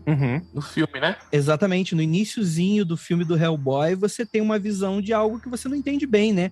Um ser cristalizado, né? Com os olhos, etc e tal. No meio do espaço, né? Logo no iniciozinho do filme, ele é bem... Eu gosto muito desse primeiro filme do Hellboy. Eu acho melhor até que boa parte das HQs, inclusive. Aqui tem denúncia! Vamos lá. A gente tem o próprio Dagon. Dagon foi uma das primeiras criaturas que o Lovecraft desenhou, né? Eu amo Dagon. Nossa, eu gosto muito desse conto, porque literalmente é um deus do mar, né? E o cara tá meio perdido. Então, primeiro, você não tá entendendo o que tá acontecendo, porque eu fico um pouco confusa no começo desse conto, né? Porque ele é pego por uns caras, ele fica ali como prisioneiro e ele consegue fugir. E é muito rápido essa parte, tipo, passa muito rápido. É prisioneiro de guerra, né? Ele é prisioneiro de guerra. Mas esse não é o problema. O problema é que essa parte, ela quase não precisava estar, porque ele se delonga muito na descrição de como é a praia que ele chegou, e daí, tipo, ela é muito rápida, você vê que as coisas estão acontecendo, e daí ela tem uma coisa muito grande, e depois você vê o que acontece, e o conto acaba. É um conto pequenininho, né? Gosto bastante dele por causa da descrição desse deus e da praia, que parece que é uma praia que foi assentada, é mais pra baixo, é o começo da mitologia desses deuses do mar. Primeira vez que eu li, eu pensei que parece que ele tá como se um monstro estivesse boiando e virasse uma ilha e ele estivesse em cima. Eu sempre penso isso quando eu leio esse conto. Ele fala que, no próprio conto, ele fala que alguma erupção vulcânica levantou o fundo no mar, né? E com ele várias criaturas que ele não reconhecia, uma lama negra, e ele não conseguia ver a borda, não conseguia ver o mar, só conseguia ouvir o mar. Eu já li tantas vezes esse conto, eu cheguei a traduzir ele uma vez do inglês, que é super, assim, você começa a notar várias adaptações da tradução que as pessoas fizeram, assim, do contexto de guerra e tudo mais. Mas o que me chama muita atenção pra esse conto é que, e isso eu li também numa dessas biografias, que a gente comentou já, que ele era um protótipo pro conto do Cthulhu, né? Porque, assim, todas as etapas, né?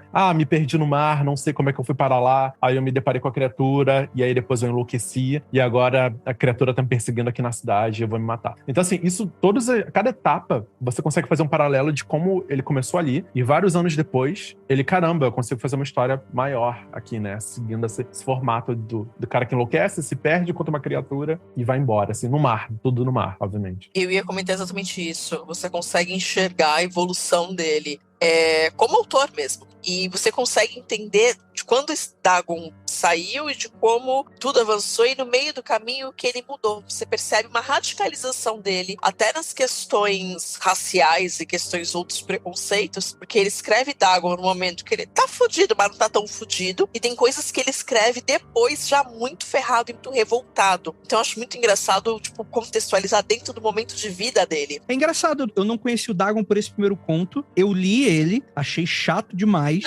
porque eu conhecia o Dagon com ele mais bem elaborado, que é no A Sombra de Innsmouth, que é aquele dos Homem-Peixe, né?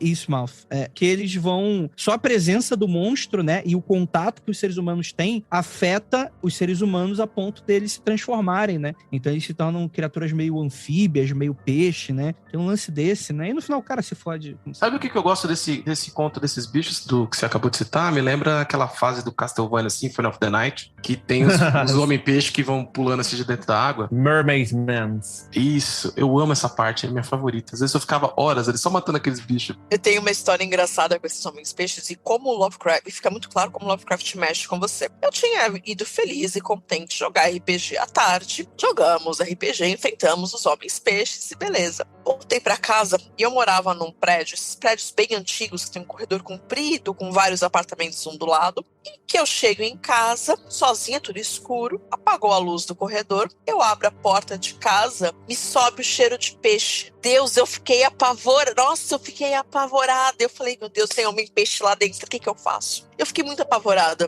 Aí depois de aqueles 2 minutos ali de loucura, eu me lembrei que eu tinha feito peixe. Antes disso, eu tinha almoçado peixe, então provavelmente ficou. E é muito engraçado como o horror de Lovecraft, ele te remete a essas coisas. Ele te traz algumas memórias que te gatilham. Então fala, gente, é completamente real, eu tô com medo porque minha casa tá chamando peixe, mas... Ele tem uma coisinha pra falar sobre isso. Achei muito interessante sua fala. E nisso tem um herdeiro do Lovecraft que é muito fiel a esse estilo de contar histórias, que é o Junji Ito. que ele usa, para causar esse efeito em você, os dois usam a seguinte técnica. Você tem 3 tipos de, vamos chamar assim, de danos que uma história de horror pode causar a um personagem, alguma coisa, né? Que é o físico, o mental e o, vamos chamar de cósmico, certo? No físico, você vai ter o que qualquer história de terror, tipo Jason vai ter, Freddy Krueger e tal, que é matar fisicamente a pessoa. Então, o medo que você tem, você tá lidando com esse aspecto do medo. Esse é o termo correto. O aspecto mental é esse aspecto que o Lovecraft e que várias histórias de horror psicológico trabalham, que é causar uma angústia, causar uma sensação de... O Poe é muito bom nisso. Agora, esse lado cósmico ou espiritualista, filosófico, é quando aquilo começa a distorcer a realidade. E essa distorção da realidade da ficção, ela faz você ter efeitos na vida real. Quando a gente estava fazendo a coleção Dragão Negro, uma brincadeira era falar que essa é uma coleção de histórias de terror que vão quebrar alguma coisa dentro de você. Que é um termo que eu uso muito num curso de terror de escrita, né? Eu falo bastante isso. O objetivo seu como autor é encontrar uma história que quebra alguma coisa dentro da pessoa. Como as espirais do Jiu-Jitsu, os Homens-Peixe, etc, né? Eu só queria comentar que o lance todo de Innsmouth e Homens-Peixe me lembrou um jogo que pra mim faz essa parte de xenofobia muito bem feito, que é o The Sinking City, que é um jogo pra todas as plataformas, onde você é um investigador privado que vai pra uma cidade fictícia de Massachusetts, em 1920. E aí quando você se depara com os moradores locais, alguns têm uma feição de macaco, assim, misturado, né, com humano. Outros têm feição de peixe misturado. Então, assim, você começa a ver que houve miscigenação de raças diferentes. Então, eles puxam essa feição, assim, de animalesca. Só que o outsider, o alienígena, é o protagonista, que é o humano normal. E aí eles começam a questionar, por que você tá me olhando assim? Nunca viu alguém? Tipo, você nunca viu um ser humano? Tipo, você tá sendo racista comigo? Então, eles colocam nessa posição e aí as várias famílias brigam entre si. Tem uma treta entre as famílias e cada família tem uma coisa meio animalesca. Então, a forma como elas aparecem tá ligada a como você, como outsider, né? Como você, como alguém de fora, vê essas pessoas e não como elas realmente são. Isso é muito louco. Eu achei que foi muito bem trabalhada essa parte da xenofobia do autor no jogo, né? Nessa mecânica, essa forma de narrativa. Eu não cheguei a jogar, o pessoal falou tão mal do Sinking City que eu nem fui atrás. Ah, teve uma treta tão grande, a distribuidora roubou o jogo, pirateou o jogo, vendeu na Steam, aí a desenvolvedora tentou bloquear as vendas, e aí você tem que comprar a versão do PlayStation 5, porque tem todos os upgrades e patches, e a versão do Play 4 não tem nada, é horrível. Então, assim, é uma bagunça geral. Mas se você tiver a chance de hoje jogar, joga a versão do Nintendo Switch ou do PlayStation 5. As outras versões são piratas e ainda tá em disputa judicial.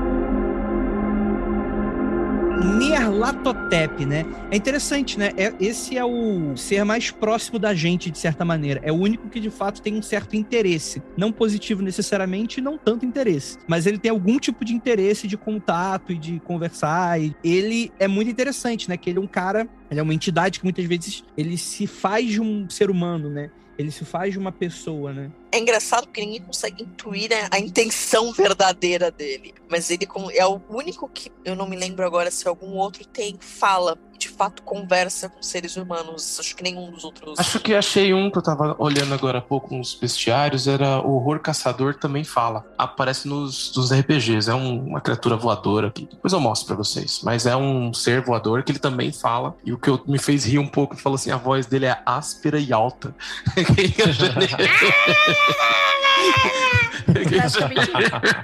Eu pensei no Cartman, na verdade.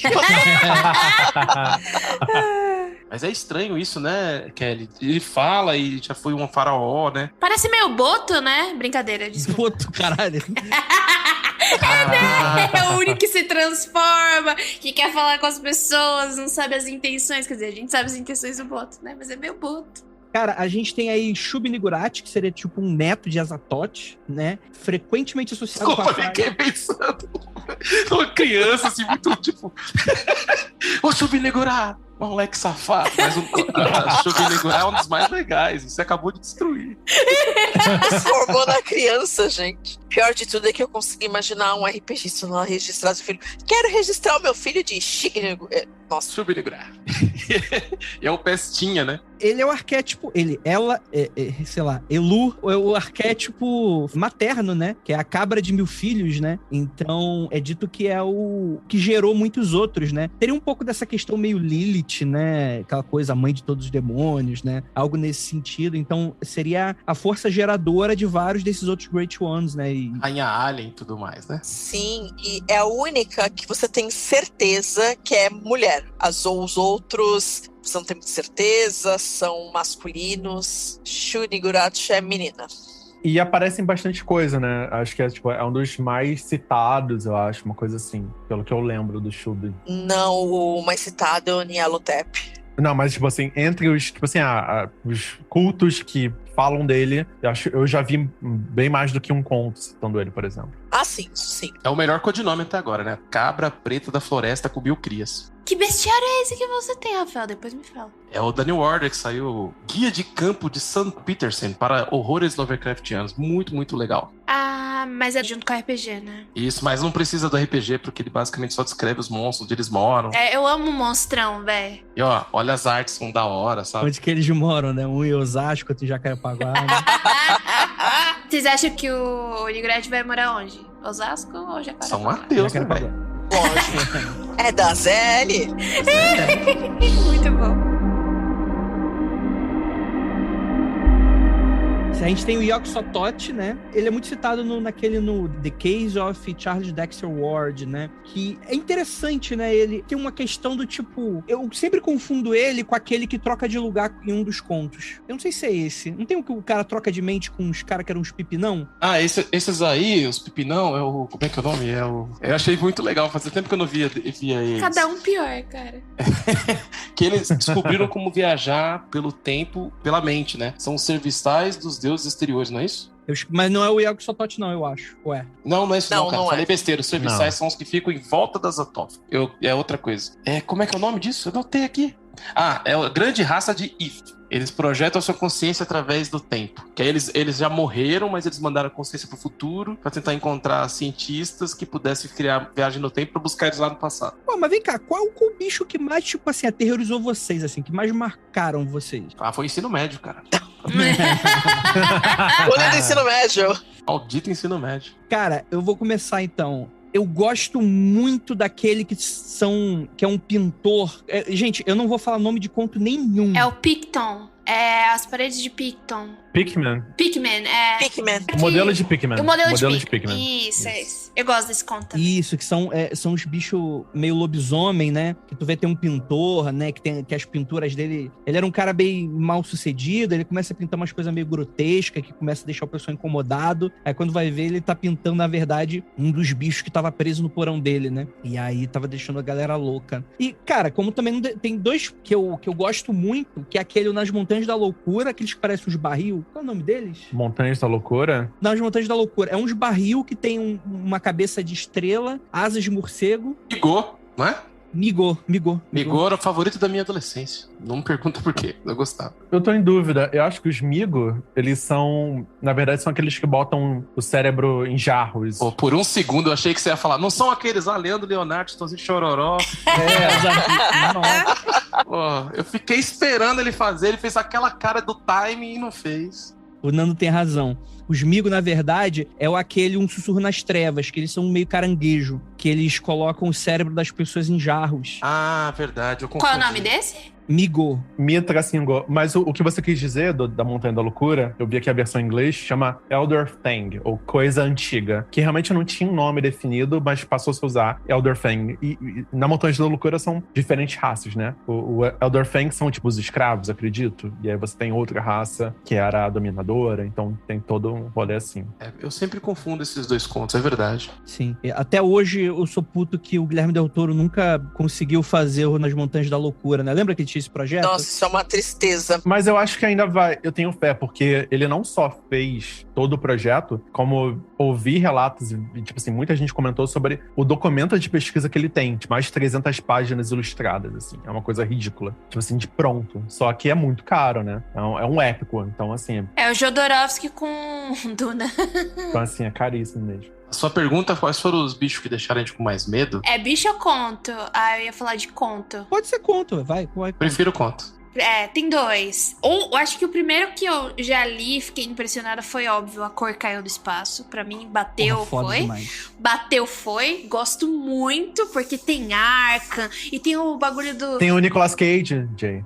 Tem o Nicolas Cage também ficando doido da cabeça, muito bom. É o filme que saiu. Cara, eu adoro esse filme é muito maneiro. A cor desse filme é sensacional, faz muito jus ao nome. E eu acho que a outra que eu também li, eu fiquei, véi, tenso isso aí, eu não tava esperando. É a música de Eric Zen, do cara que toca o violino e ele vai ficando louco e o cara que tá morando na mesma casa fica impressionado com a música que ele toca, ele tem medo. Sabe aquelas músicas que você, primeira vez que você ouve Hans Zimmer, nossa! E daí tem aquela coisa grandiosa que vai crescendo. Eu acho que é mais ou menos isso que acontece, que ele ouve e daí ele vai ver que o cara tá enlouquecendo e ele acaba vendo que o cara que tá enlouquecendo vê e de repente a rua, a casa desaparece. E você... É isso. É muito bom. Eu gosto muito. Toda vez que eu leio, eu sinto uma coisa diferente nesse conto. Gosto bastante. Cara, A Cor que Caiu do Espaço foi um dos meus contos preferidos de sempre, assim. Ele é muito maneiro. Muito maneiro mesmo. A narrativa é boa, né? Ela é compassada. Ela te deixa preso. Não é que nem Dagon. Dagon eu sinto que tem uma pressa. Tem um negócio muito longo. E uma pressa de novo. A Cor que Caiu do Espaço e o Chamado de Cthulhu, eu acho bem cadenciado. Mas é que eu acho que é porque tem uma família, né?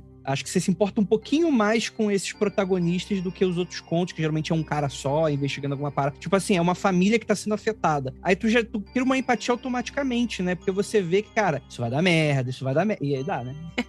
Como sempre. Eu tô pensando aqui, engraçado, eu gosto muito das Montanhas da Loucura, mas eu acho que o meu preferido são os Gatos de Uttar. Porque, gente, é muito fora... Muita construção Lovecraftiana de tem um segredo aqui na vila e o que tá acontecendo. Eu acho que das entidades, eu diria Hastur, mas aí não tem nada a ver com Lovecraft, a construção dele é toda vindo do Rei de Amarelo e tal. Uhum. E Hastur não é uma entidade, é o nome da cidade, que aí depois o Lovecraft usou como nome da entidade. Mas eu tenho um apreço muito grande pelo Rei de Amarelo, porque é também uma das inspirações do Lovecraft, tem uma coisa forte ali, com o tempo foi conectado. Eu tô procurando aqui o nome da história, porque eu li tantas histórias dele, que, tipo assim, não são tão populares, e eu tô procurando aqui. Vai misturando, eu misturo um pouco, sabe? A mitologia é tão grande, as coisas são tão espaçadas, que às vezes eu confundo uma história com a outra, eu já não sei mais qual é o título delas. Ah, eu achei aqui, uma das que eu mais gosto não tô achando aqui o nome em português, mas é com o Randolph Carter, o depoimento de Randolph Carter, alguma coisa assim. É o depoimento de Randolph Carter. E ele traz aquela ideia de que você pode pegar os sais de alguém morto, né, você transforma ele em pó, em sais, reviver essa pessoa para extrair informações. Então, assim, o mago, ele podia reviver faraós do Antigo Egito para poder extrair informações de rituais do Antigo Egito. Tudo isso através da visão de um leigo. Caraca, essa pessoa aqui toda hora tá chegando um caixão novo pra essa pessoa aqui, do nada. Aí toda hora um caixão novo, assim, caixão, toda semana chega um caixão. E era isso, ele tava revivendo pessoas pra extrair torturar e extrair informações do passado dessas pessoas. E é legal desse conto que ele foi o primeiro conto que ele usa um livro proibido. É verdade. Tá nas notas da edição da Ex Machina, que tá valendo hoje. Incrível. Mano, mais ficção científica que isso, impossível, velho, impossível. É quase memória genética, né? Tinha essa sensação da memória genética. E isso me causou uma impressão, porque assim, caramba, se fosse eu no futuro, sabe? Daqui a 10 mil anos, alguém me pega um pozinho, me revive. Eu, caraca, que porra. Eu, antes de gravar, eu fiquei encanado que eu não lembrava nem a pau o nome do conto. Aí fui conversar com os meus amigos, né? Tinha um conto que mexeu muito comigo quando eu li... Quando eu li pra valer Lovecraft faz mais de 10 anos, assim, quando eu mergulhei nisso aqui pra valer. E o conto que eu mais gosto nem é desse, também sou que nem a Jay, até prefiro os que são de outros caminhos, não necessariamente aqueles dos Cthulhu, né? Cthulhumites. O meu favorito é Nas Muralhas de Eryx, que ele escreveu junto com o Kenneth Sterling. Esse conto me impressionou porque é um conto de ficção científica que tem um cara que ele tá em outro planeta, fazendo uma espécie de... Não sei se o cara tivesse uma expedição, desbravando, corta-mato, aquela coisa toda. E ele vê o corpo de um cara da equipe dele que foi na frente, ou uma pessoa de uma outra equipe, e fala, caramba, o que aconteceu? E aí, ele não consegue chegar nesse corpo porque tem uma parede invisível. Ah, sim, eu adoro esse conto. Sim. Aí o cara vai tateando. É legal que esse conto ele é muito imersivo, né? Você tá lendo, você entra muito naquele lance. Ele vai tateando, aí ele vai encontrando caminhos dentro desse lugar, e é um labirinto invisível. E aí, em determinado momento, quando ele tá andando e ele tenta voltar, ele vê, opa, esse labirinto já não é mais o mesmo. Ou seja, aquele cara tá morto porque fez a mesma coisa que eu.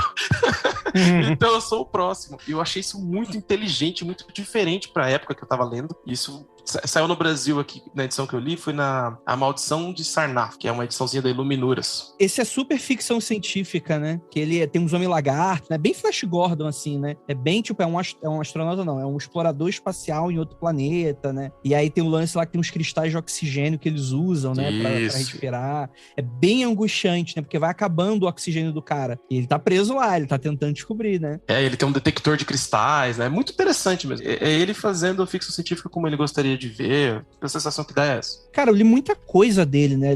E, tipo, é foda que às vezes algumas paradas se confundem, né? É isso que eu tava falando, eu fico muito confundida. É tipo, os elementos que ele traz... Primeiro, eu acho que a construção que ele tem da história é bem cadenciada sempre. Tem o comecinho, o meio e o fim. E aquele fim, uau, nossa, toma esse fim. E depois os elementos, ele meio que assim... Eu acho que todo mundo falou no começo, a criação dos mundos que ele fez talvez não tenha sido intencional, e quando foi separado e juntado, formou uma coisinha fechadinha, né? Acho que ele não fez intencionalmente, mas pelo fato dele estar imerso naquilo, ele foi escrever. Sabe quando você começa a escrever, vai saindo, e acaba sendo, tipo, categorizado, mas no final de tudo é uma coisa só? É um mundo só? Eu sinto que é isso Lovecraft pra mim, entendeu? Não precisa necessariamente você separar. Ele escreveu como uma coisa só e faz sentido dessa forma, entendeu? E eu acho que é por isso que eu fico confusa toda vez que eu vou falar de um conto, porque eu acabo lembrando de outros. Mas é porque é justamente isso. Ele escreveu uma coisa só. Essa categorização, essas classificações são póstumas. Então ele não tem nada a ver com isso. E de novo, são todas uma coisa só porque ele tá falando dos próprios medos e da própria visão de mundo dele, que é preconceituosa, é racista, é problemática, e o medo dele e a xenofobia é gigantesca dele, pontuada ali com seus medos de coisas do mar. Você pode colocar, tipo assim, todos os narradores são praticamente o mesmo narrador, assim. Isso, eu também acho, Basicamente, só muda a vivência, mas, tipo assim, todos falam mais ou menos da mesma forma, todos pensam mais ou menos da mesma forma. Uma coisa, só um comentário que eu acho que é importante pra quem tá ouvindo esse episódio e quer começar a ler Lovecraft, eu super recomendo, assim, cara, leia outras coisas derivadas dele primeiro, porque é uma leitura antiga, é uma leitura que cansa quando você começa, porque se você não tá acostumado, né? É uma literatura realmente do século passado,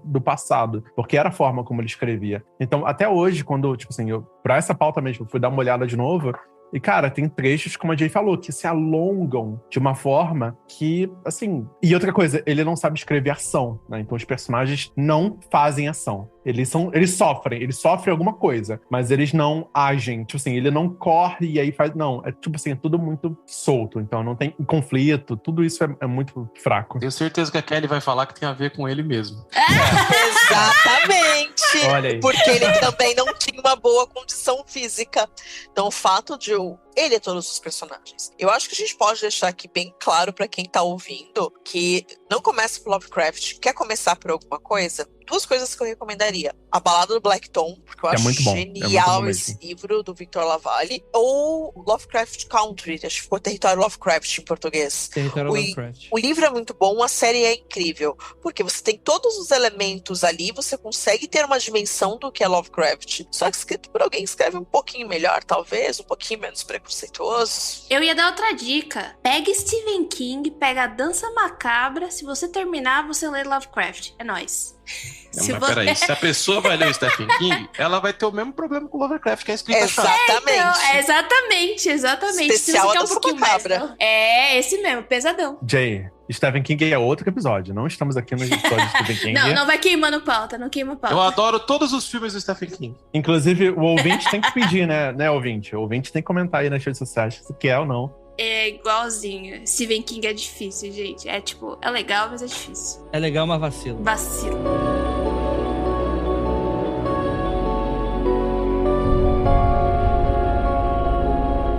Alguém quer fazer mais alguma adição? Eu acho que é uma provocação que eu faço pra mim, mas eu queria fazer pra todo mundo mesmo, assim. Principalmente pros meus colegas que escrevem, né, que são autores. E tipo, cara, é sempre um desafio a gente criar um monstro novo, uma entidade nova, um culto novo, assim. Parece que tudo já foi feito. Mas, ao mesmo tempo, eu procuro isso, sabe? É muito legal ver o quanto a gente bebe da fonte do Lovecraft. Foi assim... é uma inspiração, continua sendo muito forte, mas eu também provoco. Cara, eu acho que a gente falta isso, sabe? Cara, explorar mais a ficção científica, eu acho que falta. A gente poderia levar isso pra outros patamares que a gente não tem levado. Mas isso na literatura, talvez porque eu não leio tanto, ou talvez muita coisa não chegue pra gente, né? Cara, eu queria muito ver isso, sabe? Novos caminhos, novos horizontes. Cara, é um gênero que eu amo, assim. Horror cósmico, essa ficção científica super, sabe, trabalhada nas limitações. Enfim, acho que é uma provocação mesmo, né? E se tiverem recomendações também pra expandir esse tema, é super bem-vindo também. Perfeito. Cara, super recomendo a galera nova do New Urge, né? O Jeff Vandermeer, né, que fez o Aniquilação, por exemplo, né? Só não leia os 2 livros seguintes. Opa!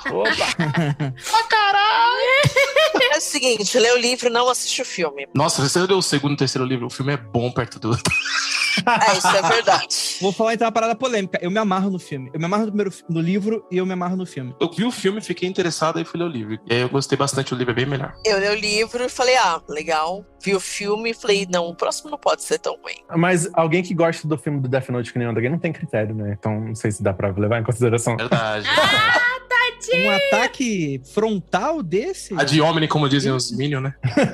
Eu tenho alguns comentários que eu gostaria de fazer. Um deles eu acho que vale a pena recomendar também pra quem quer se aprofundar nas origens desse material. Eu acho que vale a pena ler alguns caras, né? Além do já citado Edgar Allan Poe, tem o Clark Ashton Smith, tem Lord Duzane, tem Algernon Blackwood, tem o próprio Robert Chambers, Arthur Machen. Se você procurar essa galera, mas eu não consigo... Você fala inglês tudo errado, beleza? Mas dá um Google aí nos caras que influenciaram o Lovecraft e você vai encontrar muito material que é tão bom, tão interessante quanto. Acho que vale a pena. Eu vi um que eu fiquei curioso, ainda não li, que é o autor do Psicose, o Robert Bloch, fez um conto, né? Chama O Campanário das Trevas, que o Lovecraft é o personagem principal. Você já leu isso? Não li não. Ele fez muita coisa, ele ilustrou muita coisa do Lovecraft. Muito doido, né? O livro da Dark Side, você tem várias ilustrações do Robert Bloch que ele ilustrou pro Lovecraft. Então isso é muito legal. E tem também cartas. É muito legal você ver essa relação. Então. E tem um outro que é esse também posterior, né? E o Bloch. E o outro posterior que eu acho que vale a pena é o Ramsey Campbell, porque ele vai expandir isso pro território inglês, né? Ele é o cara que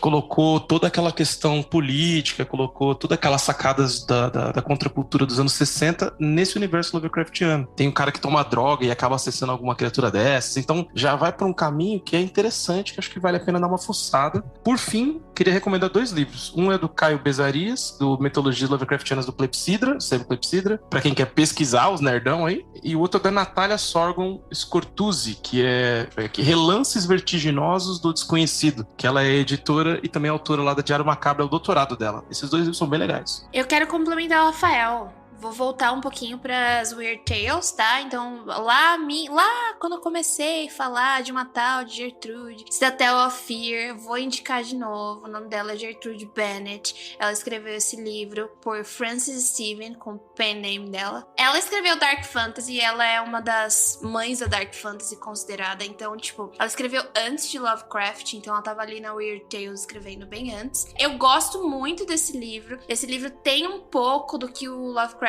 vai escrever, mas eu não indico de novo porque a galera tava falando, uma coisa mais fácil. Não vai ser mais fácil, vai ser na mesma pegada, tá? Porque a gente tá ali falando de 1913, 15 mais ou menos. E outra coisa que eu quero indicar, que não foi indicado, é o quadrinho O Despertar de Cthulhu em Quadrinhos, pela editora Draco. Opa! Tá com o Pix aí pronto, Jay? O Pix tá pronto, né? É porque quem me deu, por sinal, foi a Ira. Eu não estava encontrando esse quadrinho por nada desse mundo. E eu tava, pelo amor de Deus, eu quero ler. Dela, toma, lê, leva. E ela me deu, e quando eu li, eu achei sensacional. Eu achei que eu ia ter um pouco de vertigem, me senti um pouco tonta, porque ele é impresso de uma forma muito diferente. Queria dar os parabéns, porque a HQ ficou muito bonita. Então vale a pena, caso você queira ver bichões bonitos. Obrigado, não sei nem como agradecer, fico acanhado. Vale muito a pena. E tá disponível agora, porque eu cacei essa HQ, fim do mundo, agora ela tá disponível. Sim, tem na Amazon, tem na loja da Draco. Acho que de consideração final gente, não adianta passar pano pro Lovecraft. Ele é um babaca racista. Leia com essa consciência que ele é um babaca racista, faça a sua crítica e a partir daí, quem sabe, não gera coisas novas. A gente tem coisas novas, geniais e revistas relidas e expandidas. Eu só queria aproveitar esse momento de recomendações também, assim, é uma coisa que talvez a gente não tenha falado, mas assim, é muito difícil adaptar Lovecraft pra audiovisual. Porque toda vez que você define como é um monstro, você tira o trabalho da pessoa de imaginar como seria a versão dela de monstro. Então, tudo que adaptou pra cinema, quadrinho, jogo, assim, é um exercício, né? A gente tá definindo os contornos dos monstros que o próprio Lovecraft acabou não definindo tanto. Mas, dito isso, eu só queria falar de alguns jogos, porque eu acho que é uma das mídias mais imersivas, se não a mais imersiva que pode ter aqui, é quando você tem que abrir a porta e talvez tenha um monstro lá, né? E aí ele trabalha todos os outros, né, interações. Então, tantos jogos, tipo o Darkest Dungeon, que é um RPG lindíssimo, assim, 2D, que usa toda a temática também. Sunless Sea, que é de barco, que você vai navegar pelo mar.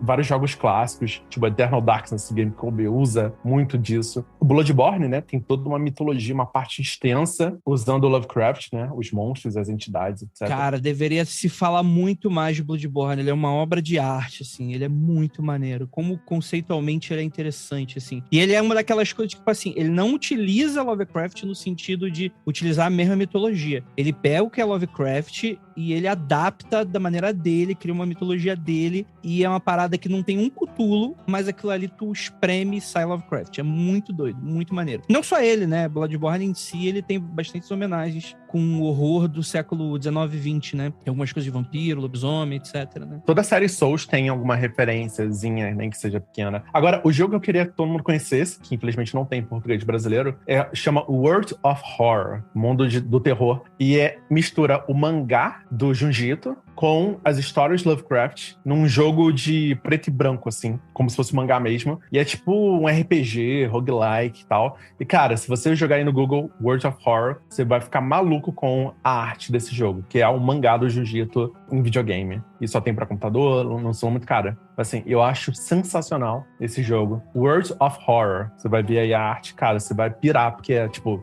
é o sonho, assim, de todo visual novel. É muito legal pra quem gosta de Junji Ito. E Lovecraft vai gostar muito desse jogo. E é perturbador. Queria ter vida pra jogar. Rafael Fernandes, dê o seu alô final aí pro pessoal. Eu queria agradecer o convite, que foi muito legal, aprendi muito. Eu tava bem afastado do Lovecraft, vou voltar a mexer com ele agora daqui pra frente com um projeto novo. E aí já foi um ponto de partida, vamos dizer assim. Mas eu queria convidar todo mundo que agora, nesse ano de 2022, eu completo 10 anos como editor da Draco. 10 anos que eu lancei a série Apagão, que foi no mesmo mês. E a gente vai fazer uma campanha do Apagão, de um quadrinho novo, com um singelo título de Apagão, Fogo nos Fascistas, e que vai ser bem divertido. Tem ali uma homenagem aos entregadores antifascistas, a gente mostra o Borba Gato pegando fogo, tem uma discussão em cima do que é a escravidão dentro dos centros urbanos, do que é uberização do trabalho, e ao mesmo tempo um monte de ação com le parkour, porrada e tal. Então, essa característica típica das coisas que eu gosto de fazer, que é conscientizar e divertir ao mesmo tempo, vai começar agora acho que é dia 13 de outubro, daí pra frente, um mesinho de campanha. Só entra lá no catarse.me/apagão3, o número 3, Apagão 3. E aí tem todas as outras edições do Apagão, todos os outros quadrinhos que eu fiz. Não tem as coletâneas, mas tem Ditadura no Ar, Olho de Vidro, os outros Apagão. Então dá pra conhecer as outras coisas que eu fiz. E também celebrar esses 10 anos aí comigo, que eu tô super animado. É um projeto que eu passei o ano todo trabalhando. Cara, muito maneiro. Eu recomendo muito Apagão. Eu gosto muito desse universo. Pra quem não sabe, né, o que aconteceria se algo tirasse a energia elétrica, né? O que aconteceria com a cidade, né? E é tipo um apocalipse doido demais, né? E se passa em São Paulo, né? Você vê os locais, né? Vê algumas pessoas tomando porrada. O que eu costumo vender com a seguinte frase: rola um blackout em São Paulo, 3 meses sem eletricidade. O centro da cidade é tomado por gangues que começam a disputar território e recurso na porrada. É bonito, né? Parece um slogan. É tipo um The Warriors, né? Bem paulistano. Em off aqui, é o das meninas no patins? Sim. Mano, eu tava atrás dessa HQ de novo. Rafael, pelo amor de Deus, os bagulho some, velho. Caraca, eu tava louca. Tipo, eu perdi o Catarse. Daí quando eu vi, eu falei assim, não, preciso dessa HQ. A HQ sumiu, tio. Eu falei assim, não é possível. Então quer dizer que vai voltar o 3, não? Vai ter lá na campanha. E foi, assim, posso dizer que uma coisa que eu tenho muito orgulho, eu sou de São Mateus, sempre falo isso, que sou da periferia e tal. E o Apagão, quando a gente fez o Perifacon esse ano, foi o gibi que deu 3 da tarde, eu não tinha nem os marcadores, sabe?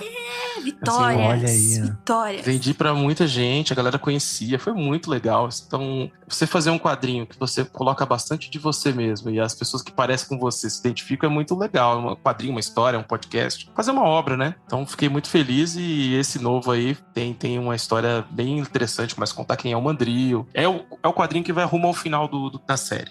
Aí tu vê, né? Como é que o quadrinista sofre, né? Vende tudo e continua pobre igual a gente, né? É isso aí, cara. Foi. E gente querendo quadrinho, daí o quadrinho não relança. Por quê? Porque continua pobre. Puta merda, que ódio que eu tenho disso, velho. Artista não pode viver, né, bem, nunca. O que você falou hoje, Fernando? O artista não pode ter dinheiro. Então. Mas se der dinheiro pro artista, ele para de criar. Corrompe, o dinheiro corrompe. Isso aí. E a arte vem do sofrimento. Você não pode ser feliz. Se você for feliz, tá errado. Você tá criando a arte errada, né? Começa por aí. Exatamente. Gente, eu falo de vez em quando umas verdades óbvias de cultura pop lá no Lado Negro da Força. Então, segue nas redes sociais, é @oladonegro. E de vez em quando eu falo no meu perfil pessoal, que é Kelly Cristina NS. Não é bonito, né, Kelly Cristina? É bonito.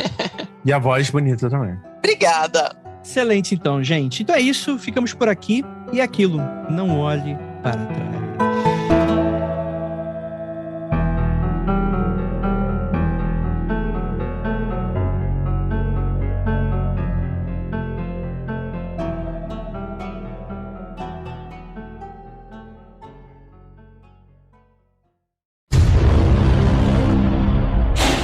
Morreu alguém aí, desculpa. Fui eu. Rolou tiro aí. Perdão, foi minha porta batendo, tá ventando. Desculpa. Foi isso aí, é os bichos, hein? É os bichos vindo aí, ó. Os bichos vindo, né? É os bichão. Não posso falar que eu gosto de um bichão, que o bichão gosta de mim. É, cuidado com os bichos. Nem Tunes, né? Nem Tunes igual o Olavo de Carvalho. Exatamente.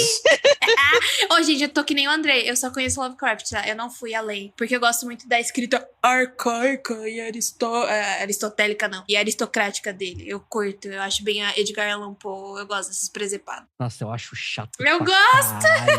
Eu me Eu gosto do divirto conto lendo. depois que eu termino de ler, e aí ele fica muito legal na minha cabeça. Mas é um parto pra terminar aquela merda. Porque Lovecraft é muito leitura. Sabe o que é? Lovecraft é muito leitura de adolescente.